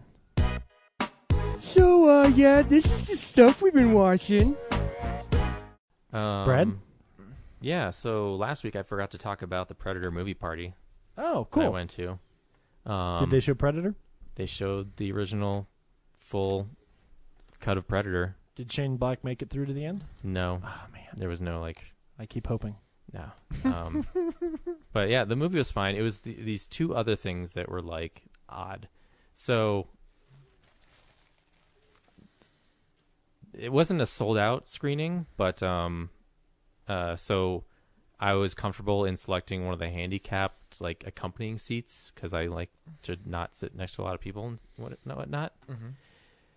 And in this, a third full theater, for some reason, some creep picked the spot right next to me. Hi, Brad. Yeah. Don't know why he felt the need to take, other than it was a big fuck you to me for, that's his seat. And I took it. That was weird. Did he start slowly stroking your thighs? No, it didn't touch me. Didn't okay. talk to him, but it was just odd that with all the available options to him, he's like, hey, there's another guy right there. I mean, unless he starts trying to shove his hand down your pants, I don't think calling him a creep is incredibly fair, but... No, it is creepy to just be like... Yeah, I guess. It's not like there was the only one left. It I wasn't so. even, close to... And he wasn't handicapped, 10 to left. Be fair, right? And he wasn't handicapped either, so it wasn't Yeah, not that I could tell. He ably walked in, so unless he has some other handicap that's not visible. Mm-hmm. Hook for a hand. Yeah, something like that. And not that I don't like sharing. It's just weird that you wouldn't just want your own You had your I'm listening to Keanu moment of why did you have to sit right next to me? The tables at the Alamo are nice, but they're not really big enough to support two people's orders. So I have to put the pizza in my seat because he's got a big bowl of popcorn and stuff. Did you get to know his? Did you ask him his name? And no, I didn't talk to him at all. I just sat there and fumed. Are you guys going out again? Never see him again. Then the other guys, I got engaged. Opening it up on this podcast. Got some news. But then the other weird thing was so part of the party was that you got. His name is Jeff. He plays Captain America at Disneyland. They gave you some Alamo Drafthouse dog tags and a glow stick. Oh shit! Yeah. Wait, a glow stick? So is it a military party or is it a rave? Wait, the glow stick is they said. Oh, can you break it open and then bleed translucent blood? That's the idea. Is when the predator bleeds on screen, you can break that open, and in the dark it looks cool. Everyone's glasses are lit up with this green glow. Oh, because it kind of looks cool. like the infrared and shit, maybe. Yeah, it looks like his blood. Yeah, his blood is this iridescent green color. Okay. So, so that's a thing you could do. I didn't. I just took it home. What's this unbroken glow stick? That's my souvenir. Yeah. Can I break it? No. Yeah, way to have fun with others, Brad. So I just enjoyed the movie. And then some guy came out and did a weird introduction where he praised the pussy joke in it, and I was like, that's a weird thing to prefer about the movie. Let me tell you something. This movie has got the best joke about a pussy I've ever heard. That's almost what he said. Oh my god! And you could kind of feel this no one agreed with him in the audience type thing. Everybody's why is this weirdo here? And he quickly moved on. If I ever get to introduce the color purple again, that's how I'll do it. Yeah. Let me tell you something. If you like rape scenes, best joke about beating your wife. And then the other weird thing is I didn't really figure it out until I got home with a ticket. I realized I paid. It's made of solid gold. I realized I paid $15 for it, and I was like, "This movie from 1987," and I what was the extra $7 for? The dog tags and the glow stick? Mm-hmm. That's probably what it was. Really? Yeah. Yeah. Okay. Yeah. Well, I mean, they also list it as a movie party, on the website, right? Yeah. You were paying for the experience of being with your fellow man. I mean, yeah. I mean, some parties have more things than others, though. I've heard the Willy Wonka one apparently had a shit ton of stuff on it. Yeah. That's why the ticket was $25. So I was a little disappointed about the movie party aspect of it. It's that's too bad. The guy just comes in, introduces it. You watch the movie. You get dog tags. What am I using? Like, this have the Alamo symbol on them. I don't know. Like, it's like cool. It's a thing I have, and I'll probably give away at Denver Comic Con. Not that I'm not ungrateful, but it's just like You just threw that out there incorrectly though. So everybody come to our panel, and you can win the coolest Alamo Draft House dog tags. They will be an offering. There's also going to be an unbroken glow stick. No, it is broken. I'll give away this used glow stick as a prize too. Did you break it slowly in your bedroom at night before you went to bed, going like $15? I went to like work right after that, so I just like broke it and then like did lighting effects for like photographs and stuff with it. Yeah, cool. So it was useful at that point. But cool. Like $15 for like in this old movie that but it's a good movie. Yeah, it's the best one. Of that. It's the best movie? Oh, it's the best Predator movie. Best Predator movie, yeah, so far. I don't know. Alien vs. Predator, nope. Requiem. Yeah. No, I'm kidding. It's fun, but... Yeah. I mean, this one is like it's so simply... that's what's great about it. It's simple. Like, the other ones are so overcomplicated. You know, there's this team of mercenaries. They go in, they find out that the mission they went for wasn't what they were told, and then they're hunted for the rest of the movie. And then Schwarzenegger fights back in the most primal way possible. And Predators is pretty good. I would actually say if there's a second best Predator, it's Predators. Yeah, that one's good. The most interesting part of it is like the enemy within. I'd say without spoiling it. Yeah. But otherwise, it's pretty standard. Like and again, that what's kind of cool about Predators is it's we're on a planet getting hunted by predators.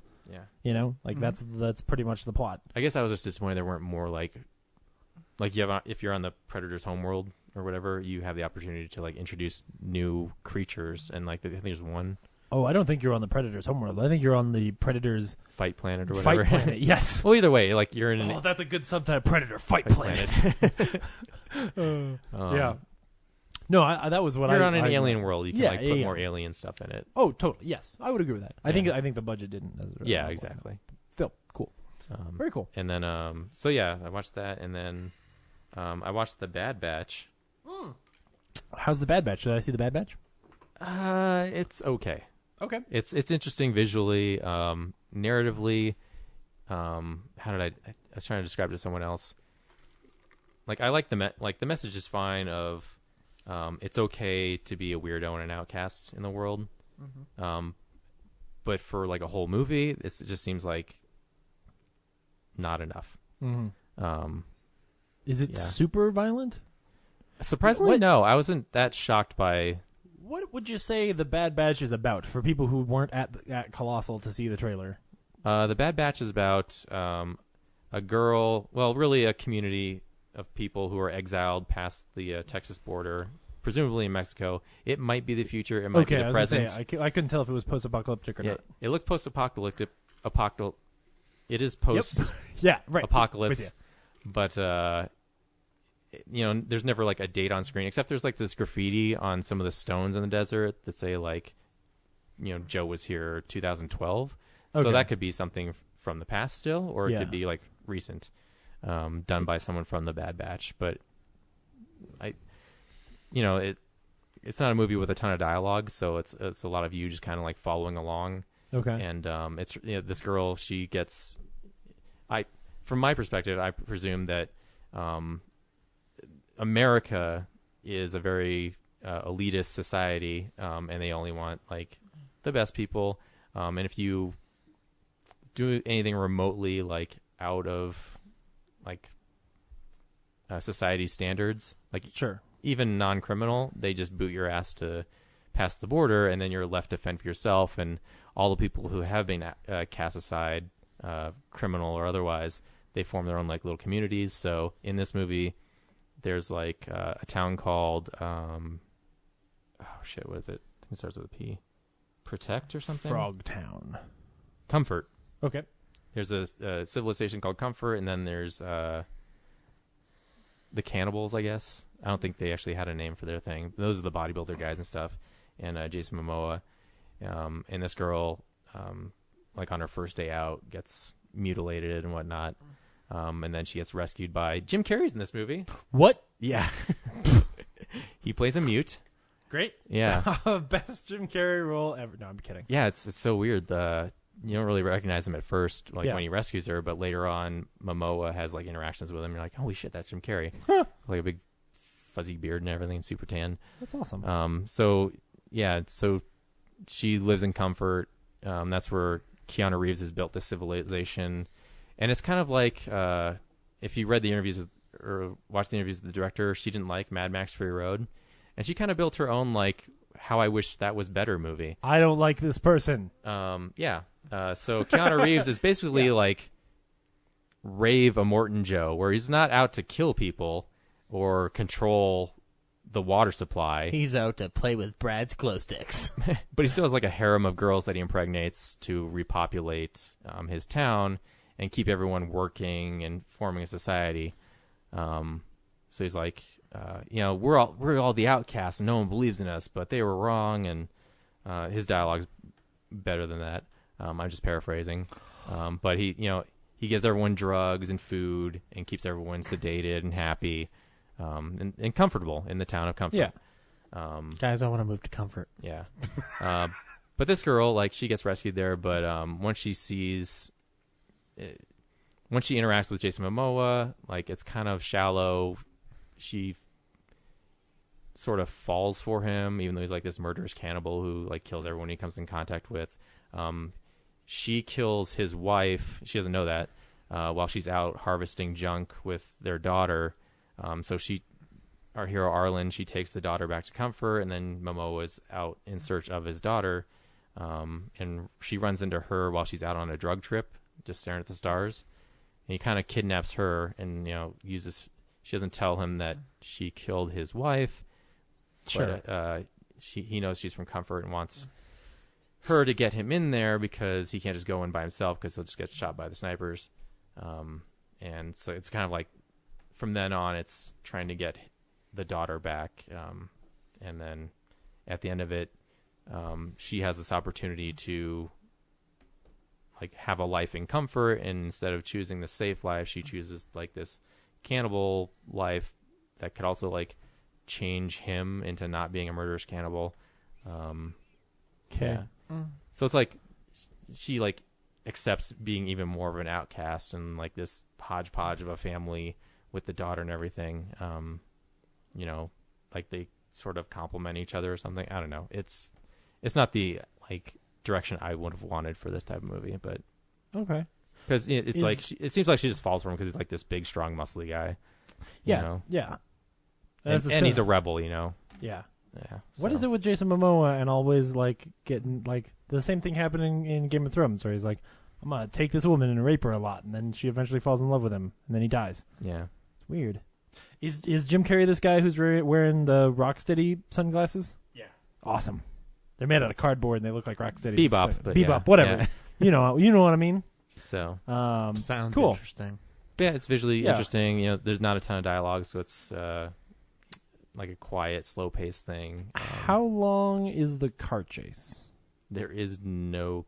There's a golf cart chase. A golf cart with the cannibals chases after her. I love don't think she understands what Mad Max is about. You know what Mad Max didn't have enough of? Golf carts. Well, she even said like, I don't understand why like he's hoarding the water. Like there's a water fountain in the desert. It's just it makes us like. She didn't go into specifics, but I was like, this it's not a deep movie. I don't think you were watching. She just like lashed onto the weirdest things. Yeah, but it's like clearly if you watch her interviews, she seems like a person very invested in counterculture. Sure. And this movie is very much like approval of the counterculture. Yeah. Like, it looks cool. Yeah, I'll probably check it out. They're the outcasts of society, but that should be celebrated. It shouldn't be like looked down upon, which is a great message. Mm-hmm. But it's just like it's kind of boring in the way it's presented in this movie. Yeah. Cool. Anything else? I also watched Baby Driver, but I'll talk about that next week. Sweet. Sounds good. Zach watched a couple things this week. So I rewatched Lincoln again. Yeah. I hadn't watched Lincoln since the theaters, actually. That was my number one movie of all of 6 years, right? Nope, that was number 3. Oh. Because number 2 was something else, and number 1 was Super 8. That is correct. And yes. but anyway, I mainly watched it because when I read the news about Day-Lewis retiring, I'm just like, when was the last one of his because I'll watch and have to jerk off. Have to jerk off. Daniel Day-Lewis is fine. GTL. No. If you're gonna do that, you just watch There Will Be Blood because you got to do something to keep yourself entertained. Well, see, that's the thing. Like, so I frequently watch There Will Be Blood or Gangs of New York because those are just the ones that I grew up with. Lincoln, I loved Lincoln when it came out. It's just not the one that I always gravitated towards in terms of his performances. I don't know why. But I'm watching this one again, and actually, like... Because you forget he's in it. That's part of it. I do. That's part of it. But, so, like, he's impressive in the movie. But everybody around is impressive in this movie. Yeah. But I was really focused on that script this time around, which in a way that I wasn't when I saw it in the theater. That is the most complicated Spielberg movie I've ever seen. Mm-hmm. Because of the simple fact that there are things that are being said by people in this movie that I know... In modern time, you either fundamentally agree or fundamentally disagree. And it's all the difference in it is just the way it's positioned with the political parties, which is fascinating. Like, I'm not going to get political, obviously, on this. Like, I can't really give an example without pointing out a political point. But watch the movie and listen to what everyone's saying about being a Democrat versus being a Republican in that time period. And it's very fascinating, and that's just the surface, and just generally the way that they portray the infighting of politics and like all of the complications of like parties and all of the like to be able to keep that straight enough to make a movie where people talk a lot about a thing that is actually like is pretty one-sided today, like to make that constant conversation not only interesting but for you to be able to follow like who some of these people are and what their motivation in this whole game is really fascinating and and it's weird because like I'm a huge task. Well, yeah, and this is gonna sound strange. It's like so I love the movie Django Unchained, which came out the same year, and I love Christoph Waltz in that movie, and God bless him, I'm glad he won a second Oscar for that movie. But Tommy Lee Jones is really super good, man. In this movie. Like but it's unfair to compare the two because they're completely different characters with completely different motives. Yeah. So even though technically they're both within the same realm, it's just like one's an exaggeration and a very cool exaggeration, and the other one's very grounded in reality. Yeah. So it was interesting to watch it again. To be honest, a lot of the power of Tommy Lee Jones's performance is actually just that the dialogue that character is given is so good. Mm-hmm. I think it's Tony Kushner who wrote it. And the way, especially the way he directs that last sequence with Tommy Lee Jones is so beautiful. And honestly, that's maybe the moment. I mean, I have said many times I cried through the entire film, and if I can get through the movie without starting to cry. That moment, the moment where he very carefully creases the paper and carries it out of the building, will always get me. Because he's so, like, here's this thing this guy has fought so hard for and cares so much about, and this piece of paper is like a precious thing, Yeah. It's just so moving. That movie's a masterpiece. For sure. It just is. Yeah. No, it's really good, man. Daniel Day-Lewis's performance is awesome. So I brought it up because at Disneyland they still have Walt Disney's like 1963 great moments in great moments with Mr. Lincoln. So they don't have the Hall of Presidents; they just have great moments with Mr. Lincoln. Hall of Presidents is at Epcot, I believe. Okay. Great Moments with Mr. Lincoln is the original audio animatronic. It's the one they brought to the World's Fair. Yeah, that's right. And like that speech he gives and all of that is just so good. That what's kind of cool, I forget who. Oh, it was C.S. Lewis that I saw a quote from recently where he was making the point that like we often have this fallacy where we believe that we are smarter than everyone in the past, and that like 100 years ago or 200 years ago or 1,000 years ago or 2,000 years ago, people were just really, really stupid. And that's the fallacy there is like the IQ was relatively similar. There wasn't as much to know. And so when you listen to, or like when you watch Lincoln and you hear the things that this guy says and how intelligent they are, like it just sort of re-encapsulates history for you to some degree, because you're like, oh shit, like these were the same kinds of people who were just as smart as we are today. They just didn't have access to as much information, and they didn't have all the things that we have, and they were wrestling with really difficult questions the same way we are today. And it's just fascinating. That movie is amazing. So yeah. On a very less serious note, I have no idea what prompted this, but I watched The Adventures of Rocky and Bullwinkle again. The one that has Kenan and Kel in it? Yes. Awesome. So from the beginning of the movie, I remembered why I loved it as a kid, because it's obviously a big homage to Jay Ward. Like, it's a big old Jay Ward retrospective to some degree. But then they go into live action, and here's the thing. I'm not opposed to the choices they make. I really am not. I said it on Facebook, and I will defend this statement. This movie is essentially my sense of humor when I was 9 to 11. Sure. And it still stands. Yeah. I like they make like there's a great line in the movie. Actually, it's weird because it's not a great movie. Not a great movie by any stretch of the imagination. Like, you watch it to watch Rocky and Bullwinkle, you give two shits about the human characters. Yeah. This is the one that has Robert De Niro in it, right? Yeah, as fearless leader. And there's a line where Bullwinkle and Rocky are going to walk in the woods, and but there are no woods anymore. And there's a joke about, like, well, you don't have to tell me. I'm the head of the Frostbite Falls Society of Conversation. That's not what it is, Bullwinkle. What? You said, you mean conservation. What did I say? You said wildlife conversation. Well, someone has to be talking about these things. Yeah. And then the narrator goes, yes, even their wordplay had to become hackneyed and cheap. And then Bullwinkle goes, no, it was always like this. Yes. And that when I heard that line, really I was good. It's a very meta, self-aware joke. Yeah, when I heard that line, I'm like, I'm fine with this movie. I don't care if there's people with vegetables for heads.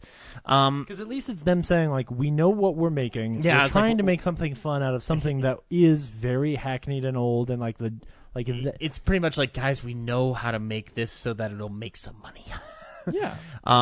But it's funny though. Like, I love Jason Alexander in the film. I think he's really funny.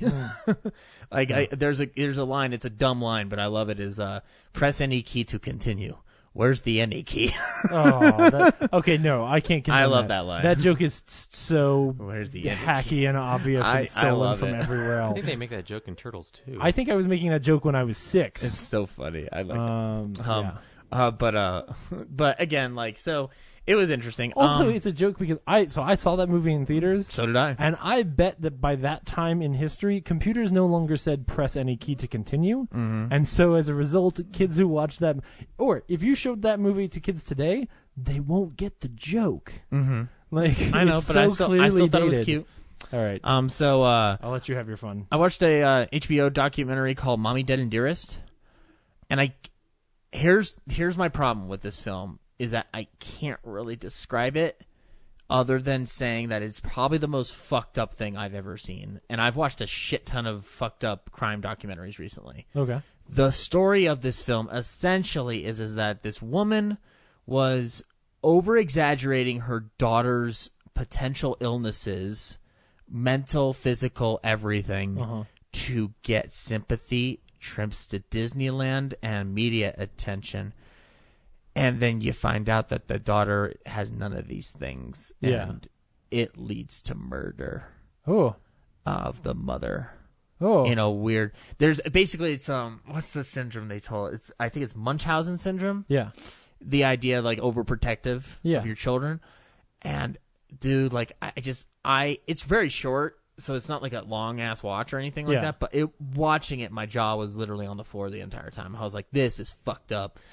Because you were laying on your belly on the carpet? No. Okay. Like, it's just like, it was about the same height. I know what you were doing. Literally on the floor. Yeah, I know. I'm not doing a good job. Anyway, but on a lighter side of documentaries, I watched Starring Adam West on HBO.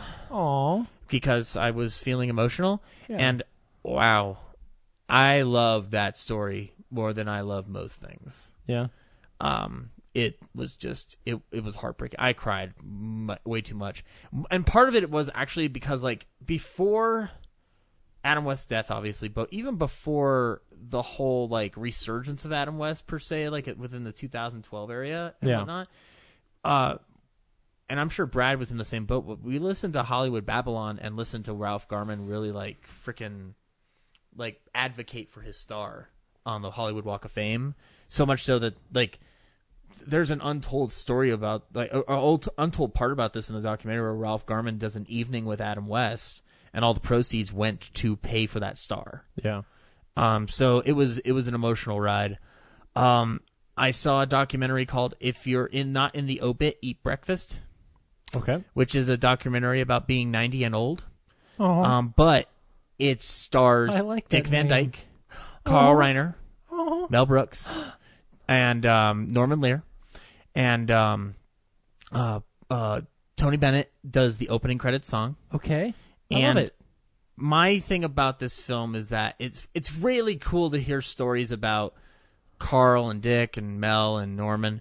Yeah. But they also interweave it with stories of people who were living in their 90s and like leading very exemplary lives. Like one of them is like a marathon runner, is 100 years old. Wow. And it's a tiny little black lady from freaking like I think it's Boston or something. Wow. And it's just a great. It's not necessarily like a story about anything. It's just like an uplifting, like, hey, look at what people can do. You can be 90 and be like dope as hell. Yeah, exactly. So I really recommend it. It's one of my favorite documentaries I've seen this year. That's cool. And then where's it on? It's on HBO. Okay. So you've got to have an HBO subscription. Sure.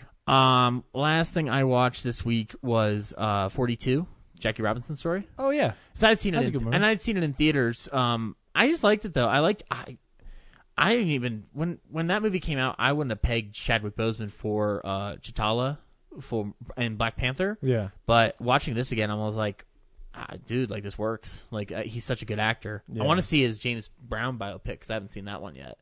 Yeah. But I was like, I'm glad this guy got more roles because this could have been it for him, and it would have been just fine. But Branch Rickey's played by Harrison Ford in the movie, and I think that's my favorite Harrison Ford role next to Indiana Jones. Ooh, cool. Because I like other things he's done, obviously, but him playing Branch Rickey is interesting, and mainly it's because like I've heard so many Branch Rickey stories over the years because my dad's a big baseball sports fan. Yeah. So to watch Branch Rickey come to life and have it be played by grumbly Harrison Ford, makes the most sense to me. Yeah, so, he is good in that movie. So yeah, it was really good. I got the Blu-ray for really really cheap, so you know it's what it is. Cool. So yeah, that's all I watched this week. Very cool. What did you watch? For the whole time that I was gone, not a whole lot. I rewatched Civil War because I'm trying to. Ken Burns' Civil War? Spider-Man's coming up. And I was packing for the trip, and so I watched like half of it before I left and half after I got back. And then there was one other thing that I was thinking of earlier that I was like, oh, this will be fun to talk about, and now I can't remember. It was porn. Lots and lots of porn. No, it wasn't that. Now I can't remember. The 5-year engagement, Bridesmaids, The Wedding Planner, Runaway Bride. Oh. Made in Manhattan. What? Is that a wedding movie? Isn't that a movie about a maid? I'm sure they get married at the end. You're just naming Jennifer Lopez movies. Boy Next Door. Jersey Girl. Geely. Or as I call it, Jiggly. No. Enough. No. The Cell. No. The Cell. The backup plan. Last Man Stanton. Yeah. Jennifer Lopez. Go. Nope. Can't remember what it was. Huh. Sorry. I'm sure it was great. Okay. Was it a Talk about comedy? it next time. No. Was it a TV show? No. Was it I have bad? a lot of TV shows that I'm... Part of it is... On a YouTube video? I'm trying to catch up on a lot of stuff right now because like I'm a little behind on Fargo and then Preacher just started, so... Oh, I meant to ask, like, my dad's not liking season 3 of Fargo. Is he wrong? I'm still behind, but probably because he's pretty much caught up at this point. Okay, yeah. I think he's like one episode behind. Yeah, I'm a few episodes behind. So okay. I mean, I'm still thoroughly enjoying it, but Malton on Movies has an interview with Mary Elizabeth Winstead this week. Yeah, podcast. So she's pretty good in that show. The whole time she's just like, I love Brad Haig. Yeah. That was an hour of the podcast was just that. It's crazy. I didn't get tired of hearing it. And then I realized that Stitcher had fucked up and just was on a loop. So I have to re-listen to the episode. Yeah. And it was backwards, which was really weird. So, and the actual sentence was, I love Brad Haig when he's dead. And I was like, wow, that's pretty morbid. Anyway, whatever it was, I will think of it later. So, no big deal. This week, we went and saw Transformers the last night. Transformers 5. Which is a misnomer because this movie pretends the first 3 didn't happen. Brad, should people go see Transformers 5 the last night? Surprisingly, I did not hate this movie. Awesome. It was actually kind of fun. Slow it down, Michael Bay. Like, I think there's one slow scene in the middle where I was able to catch up to the story. Sure. But for the most of the time, I'm just like, it's just sound and bombasticness thrown at you, and you're just along for the ride. Love it. You have no time to question anything, which is probably good. But I did kind of enjoy it. It was fun. Cool. Yeah. And I didn't see Age of Extinction, so anyway, I was missing a gap in the story, but I don't think it really matters. But nah, you really weren't. Yeah. So yeah, cool. Not bad. Zach, should people go see Transformers 5? Okay. Age of Sequels. I have to preface this by saying, so I realized that this year marks the 10th anniversary of the first Transformers. Oh, yeah. I've seen Transformers 1 is good. I've seen every one of them in the theater. Me too. Paid money for them. I paid to see some of them multiple times. And so the first one I didn't hate, but I had problems with. The second one I loathed. The third one I thought... Did we ask you what you thought of the originals, or are we talking about the one we're talking about today? I'm leading up to He's trying to lay a groundwork for how to interpret his review. So basically, like, it was very hit and miss for me, but I always knew that these movies were dumb and stupid. Yeah. That's the bottom line. Yeah. But watching Transformers the last night was literally like watching Michael Bay throw his hands up in the air and say, fuck it, I need a nap. That's what this movie felt like to me. I thought it was the laziest piece of garbage he's ever made. Oh, man. I thought this was just... There's a point in this movie that we'll get to in the spoilers where Anthony Hopkins did something where I was just like, were they all drunk and high when they did this? But I don't know, man. Like, I didn't feel like there's any story. And Mark Wahlberg looks like he's tired as fuck. Like, he looks like he wants to go nappy nap. So, no, I don't think you should go spend in this movie. And as far as my dad is concerned, he turned to me and he was like, so, did I miss something? And I said, no, you didn't. And he's like, okay, so I spent $10 to take a 45-minute nap. But I got some popcorn, which was cool. I was like, that's my dad for you. What do you do with the other hour and 45 minutes? It's the thing. Like, this is his first Transformers movie, and I'm like, I really wish I could show you one of the good ones, because there is a good one. There is like one or two good ones. This should not be your first one. The first one is the best. And then after that, because that movie is a good, I even think the peak of Kurtzman and Orsi, like, that's good. I think that he might even like The Age of Extinction, but, okay. It's just a thought. Speaking of popcorn, so I almost never order the popcorn at the Draft House because it's just way too much. Yeah. And I somehow ate the entire thing because this is the definition of a popcorn movie. Yes. Good call. Yeah. So what do you think?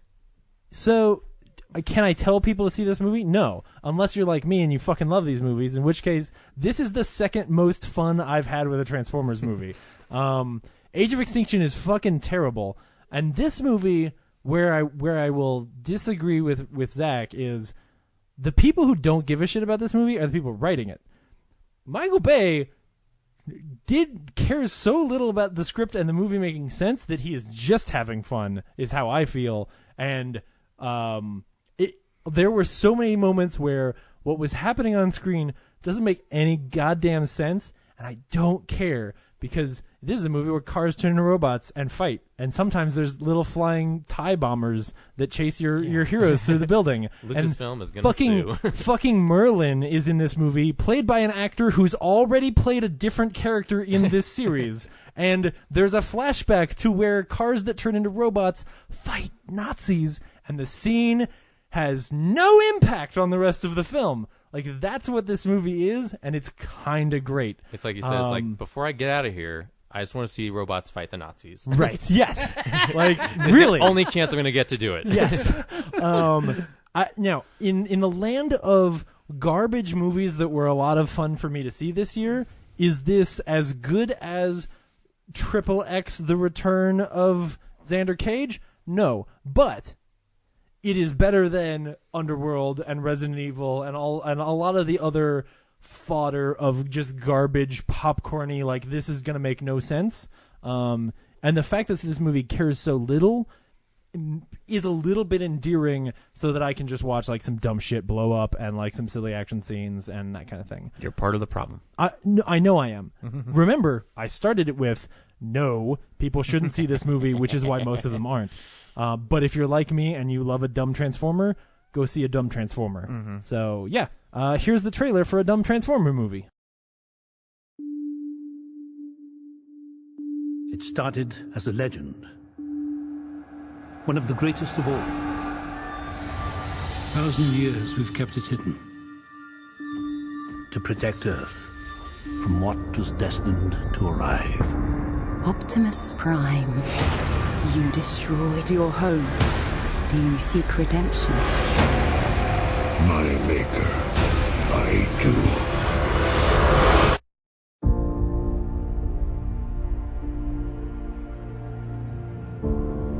Your daughter, what would you say to her? Brush your teeth, work hard. Stay away from any boy in a band, especially a drummer. These are troubled times. Without leaders, chaos reigns.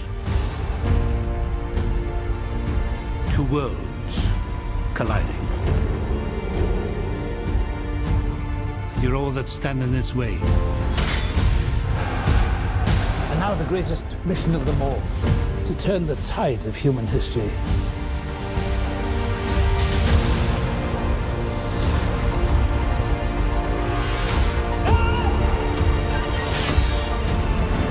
Brian, stop! Can't do this! The imminent destruction of everything we know and love begins. I'm not leaving you. When all seems lost, a few brave souls can save everything we've ever known. The operation is over. We're not giving up on Prime, okay? I want to stay, and I want to fight them.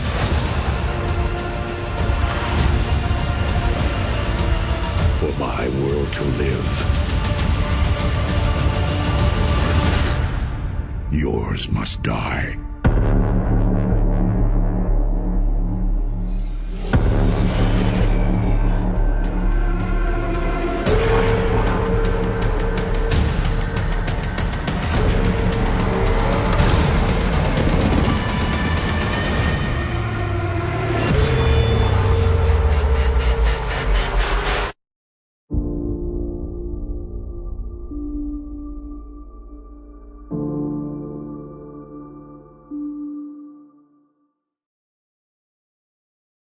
Okay, so I want to clarify something here. Because you genuinely weren't expecting that, like, somehow Brad and I would, like... I'm sticking by my guns, but you should. I think terrible. Here's my thing on this is that, one thing I saw a couple weeks ago, and I haven't talked about it on the show yet, but I probably should at some point, is 13 Hours, the Benghazi movie that he directed. Oh yeah, that movie's cool. And then also, obviously, I'm a fan of Pain and Gain and stuff like that. Basically, Bay has alternated between these Transformers movies and things that he genuinely cares about. Sure. And wants to tell the story properly. Oh, yeah, he definitely wants to get out. When I say he threw his hands up in the air and said, fuck it, I need a nap, I meant from these movies. Yeah, yes, I know. It is very apparent that he threw the script away and said, fuck it, I'm going to throw everything in but the kitchen sink, and then somehow there is actually a kitchen sink in this movie. I'd argue that it isn't a fuck it thing. I think it might be that he loves those movies, and the Transformers franchise is a place where he can try out things that he's thinking about. That's possible. Using for future films, but I'm technical wise. I'm technically, but I'm feeling fatigue from him. But this movie is sloppily edited. Yeah. Nothing makes sense in this goddamn thing. Nope. Two times where someone's holding something and the next shot it's gone, and I'm wondering like where did they drop the scepter? Where'd the sword go? Where did the sword go? I literally threw my hands up at one point and went, "Where did the sword go?" Didn't we just have like a bunch of shots that glorified Mark Wahlberg having the sword and it changing, and then all of a sudden like he's talking to Prime and it just I guess it shrunk back into a watch again? Yeah. It's like I'm so glad. This so dumb. So like the moment that made me completely lose my mind internally.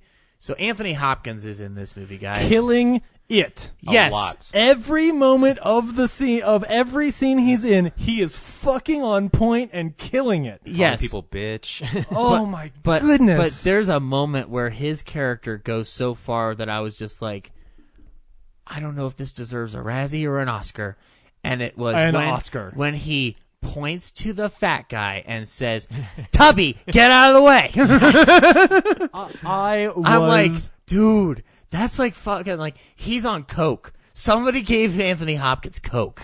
It's so good. I mean, or gave him dementia. One of the two. This is one where Anthony Hopkins read the script and said, "I know exactly what this is, and I'm gonna do it just right." Like I could see moments where like Michael Bay, like when they met, he probably was like, okay, so this is a character who's just, he's a little crazy, and Anthony Hopkins just stopped him and was like, dude, no, man, I got it. Don't worry, I'll be there. And sure enough, he's just fucking cool in every scene, and you can't take your eyes off him. His robot butler his acknowledges him as robot the butler. coolest one he's ever worked for. Yes, you were the coolest. And you're like, What's his holy name? shit. The robot butler's name was Cartman? No, Cogsman. Cogsman. Yes, because he's made out of gears and shit. I don't know. It doesn't matter. And he's 4 feet tall. I just heard and Cartman all the time. For as amazing as Anthony Hopkins is in this movie, his robot butler is just as entertaining. Yeah, and you know what they did when they said, "Hey, we need a really posh robot butler." You know what they did? They went and got the butler from Downton Abbey to do the voice. Yeah. Because they're so obvious, and he's great. He's just great. Like I did great like- in a dumb, don't know why this character's here, don't know what purpose it serves. Much like all the other characters. Like the little girl who is like our first sort of character. I love that idea. She's not important to the movie. No, not at all. But I love the idea they were going with. Sure. But again, like, it's all confused. Like none of the themes and motifs make sense. Like Nothing it's not really- like, oh yeah, she's a stand-in for his daughter, and no. You can't look at this movie and be like, oh, Marky Mark's character has to learn and grow. No, like his whole arc is supposed to be he needs a girlfriend. Like his character's arc is he needs a girlfriend, and we found a British woman. So it's basically Ted 2, but for 10-year-olds. Yes, because that's what Ted 2 is way about. funnier than Ted 2. Yeah, probably. My but goodness. so like what I will say about this film in its defense is that unlike the other films, and I'm throwing all four into this blender here. Yeah. I personally don't think, maybe except for the first one, 2, 3, 4, there's not really a story here. No. And then this one, it seems like we're trying to establish a story, but it keeps losing its way so many times. Like it weaves back and forth between nonsense and no, we need structure. No, but we've skipped over. So part of how it does this is it throws the rest of the story of the other movies out the window. Begins with like a 15-minute sequence in the Dark Ages where that was like, pretty confusing too. Yeah, it's like Michael Bay directing his small version of a Ridley Scott movie, where you're at first you just have knights like fighting and killing each other and like some cool Viking dudes, and you're like, okay, and then they're talking about Merlin, and literally like as they're talking and they're like revealing that it's King Arthur and his knights, I was like, what the shit is happening? What movie am I at? How did you think this was a good idea? But it's kind of entertaining in like a weird schlocky way. I love how Merlin's a drunk. Apparently, I love how Merlin's a drunk. He's played by Stanley Tucci, who, as I said before, it took me forever to remember has it was him. already played a different character in this series. There's clearly going to be another one, so maybe like whatever his character was from the previous movies is a descendant of Merlin, like the girl. So his character, we don't know it yet. his character is the bad guy, sort of in 4. Ah, that's right. Yeah. Wait, no. In Age of Extinction. Yeah. He was in 3. The wild card character. 2, right? No. No. That's Totoro. Yeah, Totoro is in those, but in and he's back.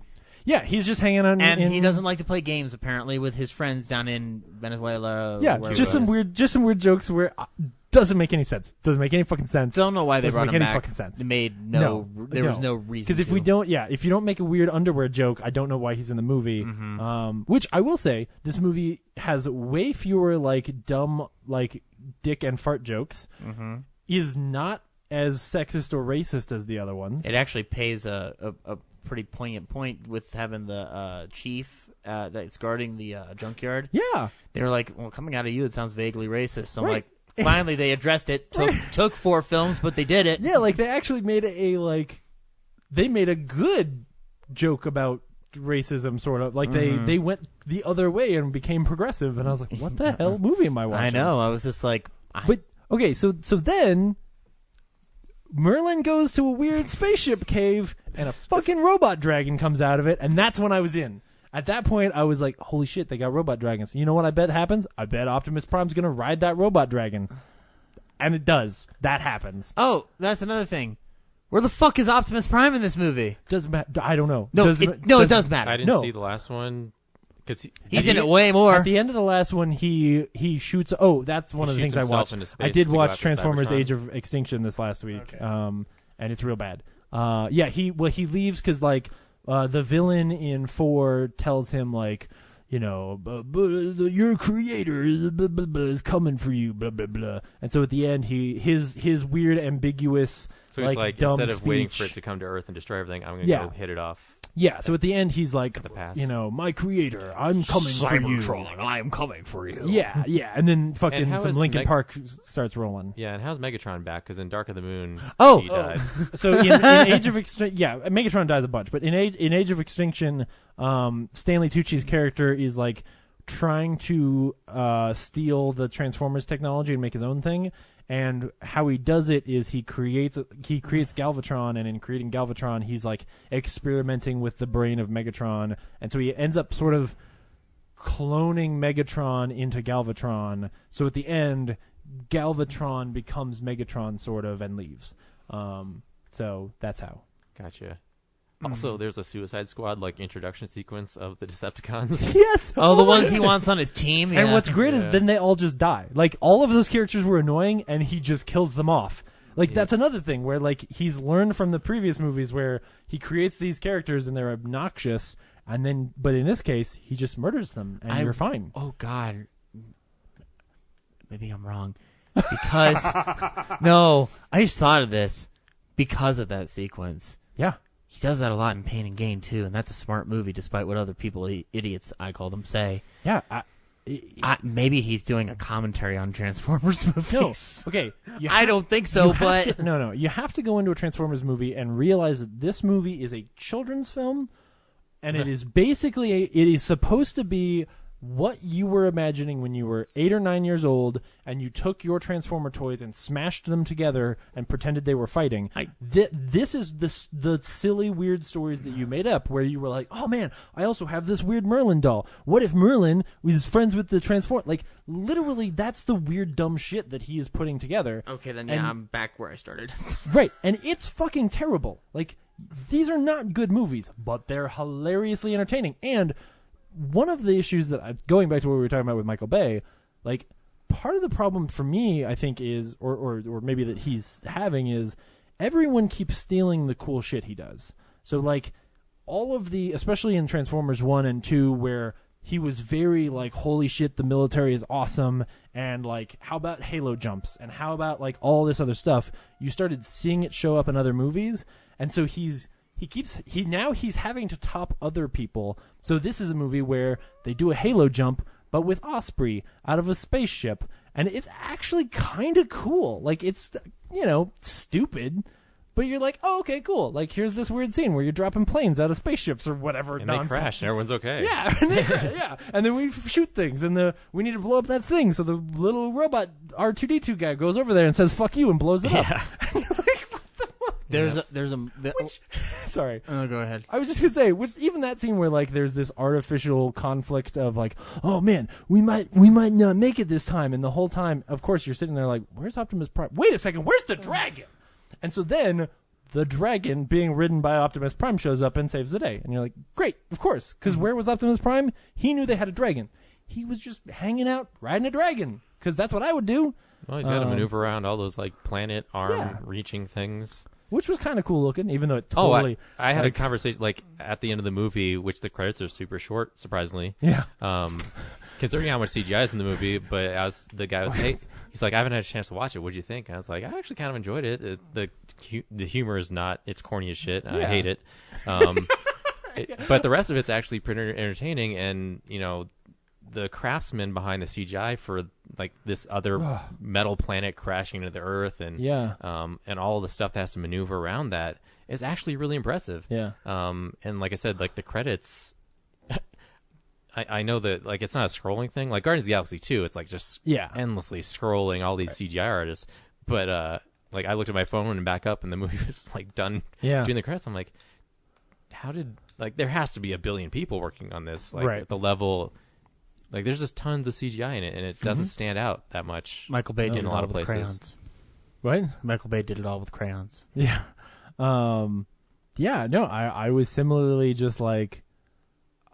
So I saw it with Rafe, and the whole time... Yeah, there's so many times where the plot makes no sense, and I threw my hands up in the air and wanted to shout at the screen. I didn't, obviously. I was at the Alamo. But I wanted to be like...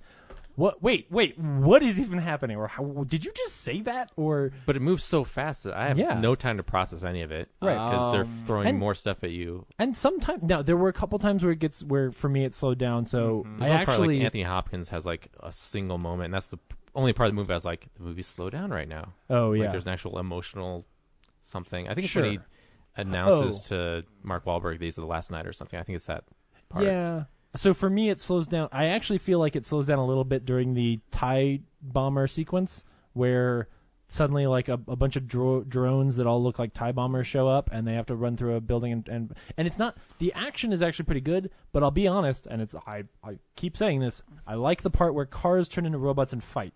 And so that's like a pretty long sequence where there's no other Transformers, and I was like, okay.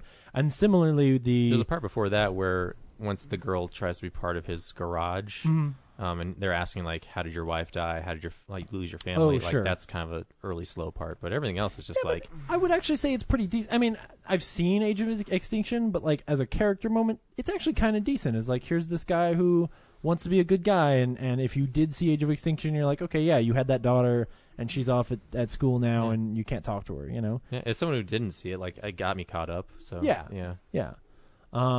But the other one for me is actually the submarine sequence, where there's a lot of just, like, walking, and, like, Josh Duhamel, like, just following, you know? Which I also like that he's back, because it's a little bit more of, like, an infusion of, hey, the military is cool, and we have some cool stuff now. Oh, why is the TRF like after what thing did Mark Wahlberg do that made him like criminal of the earth? America, the world's most wanted. Oh, in Extinction, like Transformers have been outlawed, which they say in this movie too, because of the events of the third one. Yeah, so in the third one, they basically blow up all of Chicago.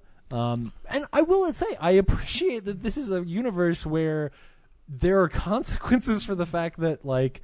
They destroy entire cities and kill billions of or millions of people. I will give them credit on that, yeah. Yeah, and so by the third one, you're almost in this, like, not post-apocalyptic universe, but dystopia.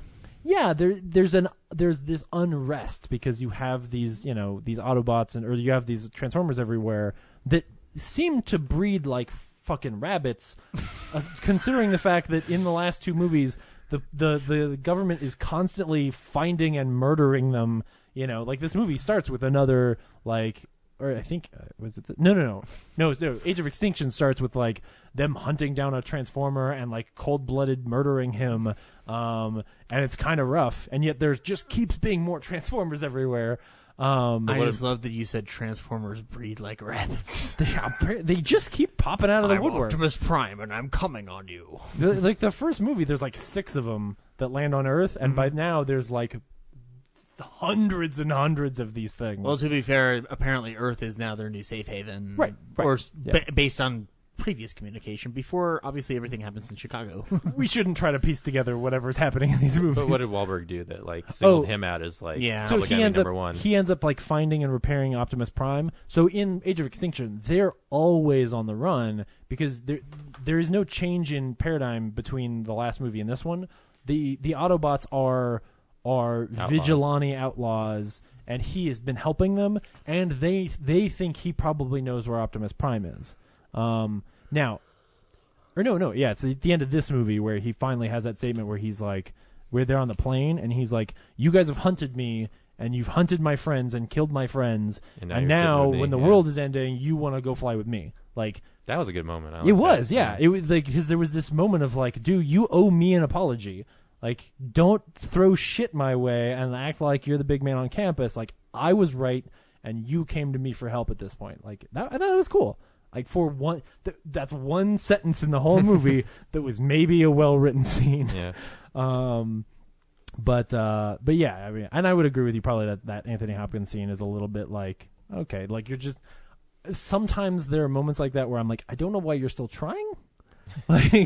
You're still trying to piece together a movie that makes sense, but in this case, I'm like, well, there's a lot of exposition, that they're throwing at you in this movie. It's and Anthony Hopkins is an exposition machine. Oh yeah, which is part of why it's so great that he's he's actually people so much dickhead fun. 3 times. Yeah, which is weird.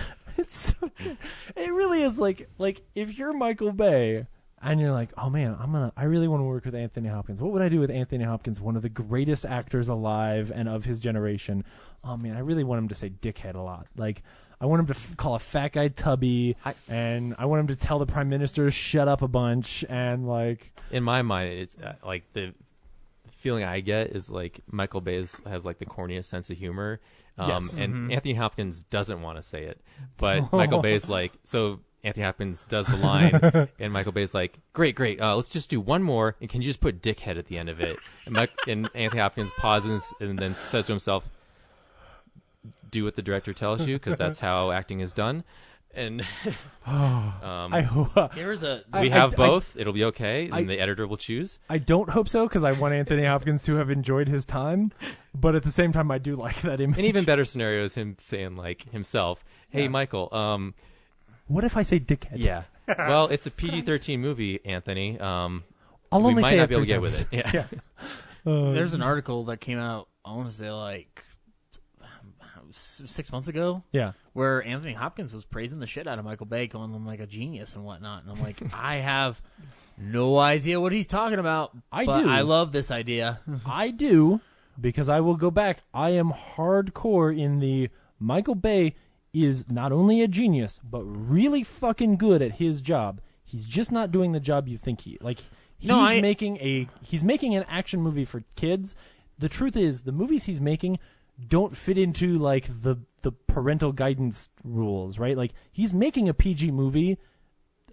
They're just they say shit so many times. I was the unfortunate truth of today is that could do that. Right, but I was still there was the only other people in my theater were a family with 6 or 7 year olds. Yeah, and I kind of was ew, I wonder what they're thinking. I would have adored this movie when I was 6 or 7. This is my shit. It would have been so much fun. And yeah, there's some language, but and some the unfortunate truth sex is jokes. Yeah, but way less than any of the previous ones. Yeah. There's never a Michael Bay hey, look, I got a Victoria's Secret model's ass in the movie. He hypersexualizes her in that they put her in a really tight slip dress, but that's so tame for a Michael Bay movie. Yeah, it was interesting how this out of all of them was the weakest on that. Yeah, by the end she's in a thick sweater. Right, yeah, fisherman sweater. Yeah, normally he would have put her in a white tank top and some shorts and been at the end you just got to be able to run a lot and get dirty, which is fine. And then wash a car at the end. Yeah, right, and then wash my car.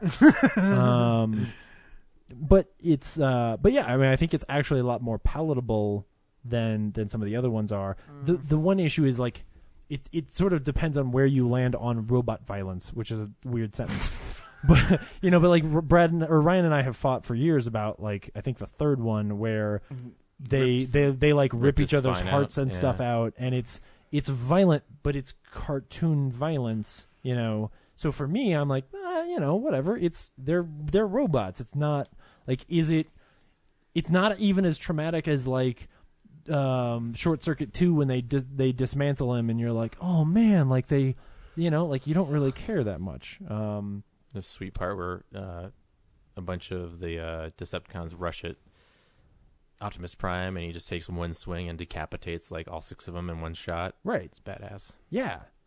It's just like when I was that age, I would have adored a movie like this. And I guess it's also super weird because he's also the guy who like shows Jurassic Park to his 2-year-old, but he likes it, so yeah. I just think Michael Bay's actually really good at what he does. He's just he's making a movie for 7 and 8-year-olds. I don't deny that. Yeah. Speaking of Jurassic Park for the 2-year-old, like that Ryan was just questioning us, like, should I show my kid Jurassic World? And he was like 2 years, right? Yeah, he's 2 years old. Yeah. I think he was approaching 2. Something like that. So yeah, and the answer is no, because your son should have better standards than that. There's a lot of good movies out there. You should show them first. I don't deny Bay's genius. Like even as I've bashed the shit out of these Transformers movies, they're terrible from their inception. I always like stuck by the fact that regardless, Michael Bay knows how to shoot action. Yeah, knows how to shoot action, and that is a tough ass job. Yeah, I mean, I'm almost doing him a disservice by comparing this to the Resident Evil underworlds of the world. Because these are a little bit above those. I love them in a similar way in that I'm forgiving so much of it, and especially the plot and character part, which is usually my favorite thing. I'm forgiving all of that just for some dumb fun. Yeah. The difference is, unlike Paul W. Sanderson, who is a hack and makes garbage, Michael Bay is making garbage awesome. Like, no one would have done some of this stuff. Even the sequence, like where they blow up the thing and swing the thing to hit the other thing. You know what I'm saying? Yeah. Even I'm going to use science because that's what I trust. Yeah, and I don't know why Buster's in this movie and why he's so fucking terrible. Oh God! Every scene he's in is awful. The whole time I wanted him to say, "I'm playing NASA, mother." He's just not good. Like he's so over the top. He was just like, "Look, it's a paycheck. I may be a fan. I don't know." Yeah. Michael and I hung out at a party. He's like, "Hey, if you want to be in my next Transformers movie, I got a part for you." Yeah. And there's just random shit like, when then the whole island drifts off and is flying through the air and they're trying to grab the staff thingy. And I have no idea why anything is happening the way it is, but it looks cool. And then there's a time bubble thingy, and that's helpful. And Optimus Prime rides a fucking robot dragon. Like, name me another movie where I can watch a robot ride another robot dragon. It's my movie that's coming out soon called Robot Dragon. Starring Bradley Haig. There's just, I go to this for exactly that level of fun, and no one else should. These are bad movies. But if you like them, box office wasn't too happy. No, yeah. Well, worldwide is one thing, but it'll make shit tons of money. But domestically, it's the beginning of the end for these films. Yeah. Because they're going to do their Bumblebee spinoff. They'll probably do a 6th film. Yeah. But this doesn't inspire, much like The Mummy trying to kick things off. It just doesn't inspire confidence when you see numbers like that. Yeah. And especially for a franchise that's been able to pull $100 million in the first weekend out of their ass multiple times. Yeah. The only thing I will say is that I do hope that Michael Bay walks away from it, because I've had my fill of Michael Bay Transformers, right? Like, it's fun and it's great and I love it, but I also love Bad Boys 2 and I also love The Rock, and because I think he is a genius in his form, he's not, when I say genius, I'm not saying he's the same as Steven Spielberg. I mean, for what he's trying to do for that popcorny, just fun ass movie, he's really good at this. And I want him to go do some other stuff. I want him to start a different franchise that's like The Rock or that's like Bad Boys. I kind of like, it's funny. So liked is a strong word. I respect 13 Hours. Yeah. In terms of how it's shot, how it's executed. because I can't. I mean, going into the whole story of 13 Hours is going to be a whole other podcast in and of itself. When we already made that podcast. Yeah, exactly. So, but I like that regardless of how I feel about the incident he's dramatizing. Sure. I really appreciate that he is doing it and doing it his way. Yeah. Pain and Gain is about a very horrible thing, and he turned it into a comedy. Yeah. And The Rock is utterly preposterous, but he makes it make sense. Yeah. Bad Boys and Bad Boys 2 are great buddy movies. Mm-hmm. Well, I'm not a fan of The Island, but it looks pretty. Yeah, The Island is fascinating and very important to the history of film in that, like, he made, in a terrible way, in that he made product placement like a strategy for bankrolling your film. Mm-hmm. Yeah, but anyway, and the action sequences are crazy and cool. Like that movie is enjoyable to watch. Yeah. But Transformers 5, like I really like. I kind of felt bad for Michael Bay at some point because I was just like, well, not bad. Like I just like I felt being a director myself. It's just like I kind of get the feeling that you really want this to be the last one because you just seem tired. Like it's not a bad thing. It really isn't. Like that's the thing.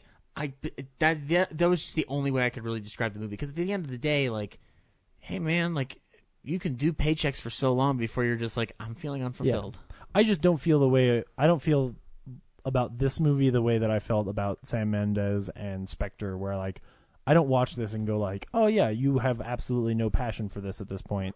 Like, no, I watch this and go like, oh yeah, this is what you do. Like you're, it's his sandbox. And interestingly, like there's actually a lot of choices he makes that where I thought as a connoisseur of Michael Bay, like there were times where I thought he was setting up very Michael Bayism shots. Like he there's a moment where I thought he was going to do the like, fighting on two sides of a wall, pan through a small hole in the wall, go around, do the big circle, go around, go back through the hole, like that shot that he's done a couple times. And he didn't do that. He did some other cool things that were different. He shot the Halo jump differently than he shot the other Halo jumps he's done. I think there's a lot of really interesting stuff here. And I think that looking at it as a sandbox is a really interesting way of viewing this movie because it's like you're just watching shit come out of Michael Bay's head and all he needs is a canvas. And in this case, the canvas is a dog shit, makes no fucking sense like script. So you can be like, oh, I have an idea. Let me go try it out here where I can get away with it. Yeah. Like no one's going to care. Right. And then if it works, I can use it in 13 hours or whatever. Yeah. That's It's funny. So so it's a movie where like Optimus Prime becomes bad or whatever for some dumb reasons and shit, and then like whatever, and then he's fighting with Bumblebee, and Bumblebee miraculously fixes his voice and says like, "Well, Optimus Prime, I love you." And Martha. So here's why did you say that name? Here's the moment where I knew that like I couldn't criticize the script because it was knowingly just being dumb shit. Is that he says, Bumblebee, that's the first time I have heard your voice since we were on Optimus Prime on Cybertron together. Except for the end of the first fucking movie. It's actually a big plot point of the end of the first fucking movie. Oh, I know. I don't know what you're talking about. When that happened, I was they like, oh, so unwrite nothing the first three matters anymore, films. Yeah. does it? Well, the whole plot revolves around them having been on Earth for forever, which is not true based on the first 5 minutes of the first Transformers. Like, you see Shia LaBeouf at one point, but he's in a frame and he's crazy. The whole, like, the Witwicky family has become the Witwiccan clan of, like, this weird, crazy thing that is supposed to be a family until John Turturro wants to join it, in which case you can basically join it by sending in $20 for your subscription fee over the phone. Like, none of it makes any fucking sense. Mm-hmm. But it's great. It's great fun. And, by comparison to the other dumb sequels, this is the best one. It's not anywhere near as good as the first movie, though. Like, not even close. Because the first movie has a story. But, yeah, anyway. Cool. I can't believe we talked that long about it. I thought for sure this was just going to be me going like, yeah, it's dumb. I had a great time. What are we doing next week? Yeah. No, I bitched about it before I saw the movie. I was like, I can't believe I'm paying $10 for this shit because I couldn't get to an early matinee. I'm so good. And then I left being like, okay. That's why I texted him and was like, dude, if you guys want to go see something else, like, feel free to. I was pretty sure I knew where this was going, so I'm glad to be proven wrong. At the end of the day, this was my Because I enjoy the fourth one for what it is, and I had more fun. It was the first time since the series started that I had fun next to the first one. But even then, like I said, it doesn't matter if I enjoy these films partially, they're still really messed up. Oh, yeah.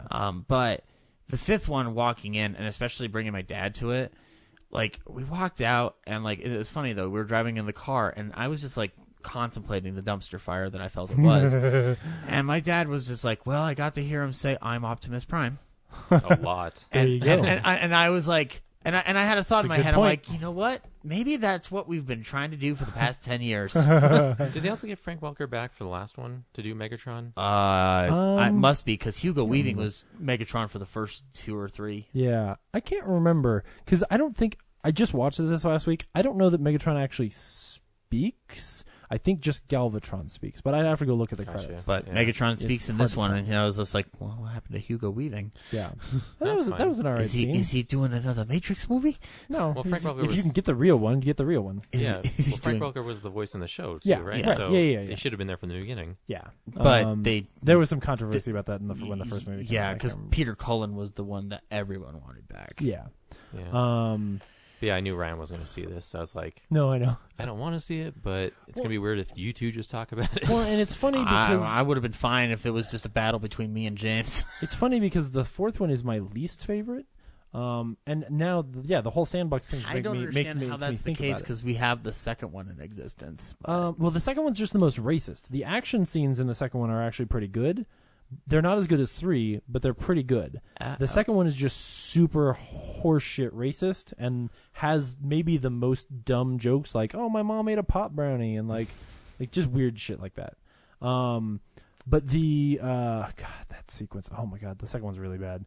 But my problem with the fourth one is like the whole final action sequence happens within a car, and that's why I'm thinking about your whole sandbox idea is like that's a movie where he traps the main characters in a minivan, and so all of the action takes place out of a car window, and I just hated that final sequence so much that I was like, this is boring. Like, this is a movie where Optimus Prime rides a dinosaur, not as cool as a dragon, but a dinosaur, and yet it's really boring because all the action is shot from inside a car. So at least in this one, it's like, no, man, how about we fucking Halo jump with Osprey? That's a dumb idea. That makes no fucking sense. Yeah, I know. It's like, weren't they just on the thing? So if they just stayed there, they wouldn't have to do the whole Osprey thing. And they like airlift them down off of it, and then like, oh, the plan is to go back up to it. Oh, okay, well now we got to figure out how to get back up there. Couldn't you just land the spaceship on it? Why do you need to jump out of the spaceship with the Osprey? I know, right? Right, it's so dumb. And even like I love that Buster's character the whole time is talking about like, well, we should use science, and I'm thinking like, how can you make that argument? You have in this movie a planet scrapes the surface of the moon off, which on its own would destroy the Earth. Which I thought they destroyed the moon in Dark of the Moon, but maybe I guess no. They blew up some sections of it, but we're okay. It's not changing the tides. It just changed the tides a little bit, and then that planet collides with the Earth, which just the gravitational pull itself would have destroyed the Earth. All human beings should be dead. I'm pretty sure all of London is gone now because they land the planet on Stonehenge, so all of England and probably Europe is crushed. So you're saying London has fallen? Fuck. All right, that's the end of the show, guys. All right, we're done. Next week we're gonna see Baby Driver. Yeah. Some of us have already seen it, which is cool. We'll be coming to you live from room 504 at the Denver Convention Center. Look for the big blue bear. Yeah, make sure you come see us at Denver Comic Con and just come have some fun at Denver Comic Con because it's a pretty good time. Come on, man, please fill our seats so we look important. Yeah. At the very least, we want to come back next year, guys. Just come sit down. You don't have to listen to us. We'll bring you free cocoa. Yeah, most likely if you're listening to this, plus all those people that come by every year, like the guys who make the R2-D2 robots and all the other people we've met over the years, because we don't have a booth, this is sort of your chance to see us, unless you see us walking around the show floor, or if you want us to come see you at your booth or whatever, feel free to shoot us an email. And we will do whatever we can because we like seeing all of our friends every year. So I'm just remembering that line in the South Park movie where he's like, "Tell them we'll have punch and pie. We don't have any punch and pie. More people will come if they think we have punch and pie." Yes, at our show there will definitely be punch and pie. We were so told there were going to be pie and punch. There is none. Oh. So yeah, Baby Driver next week, and we'll see you all then. All right, bye. Cool. Bye.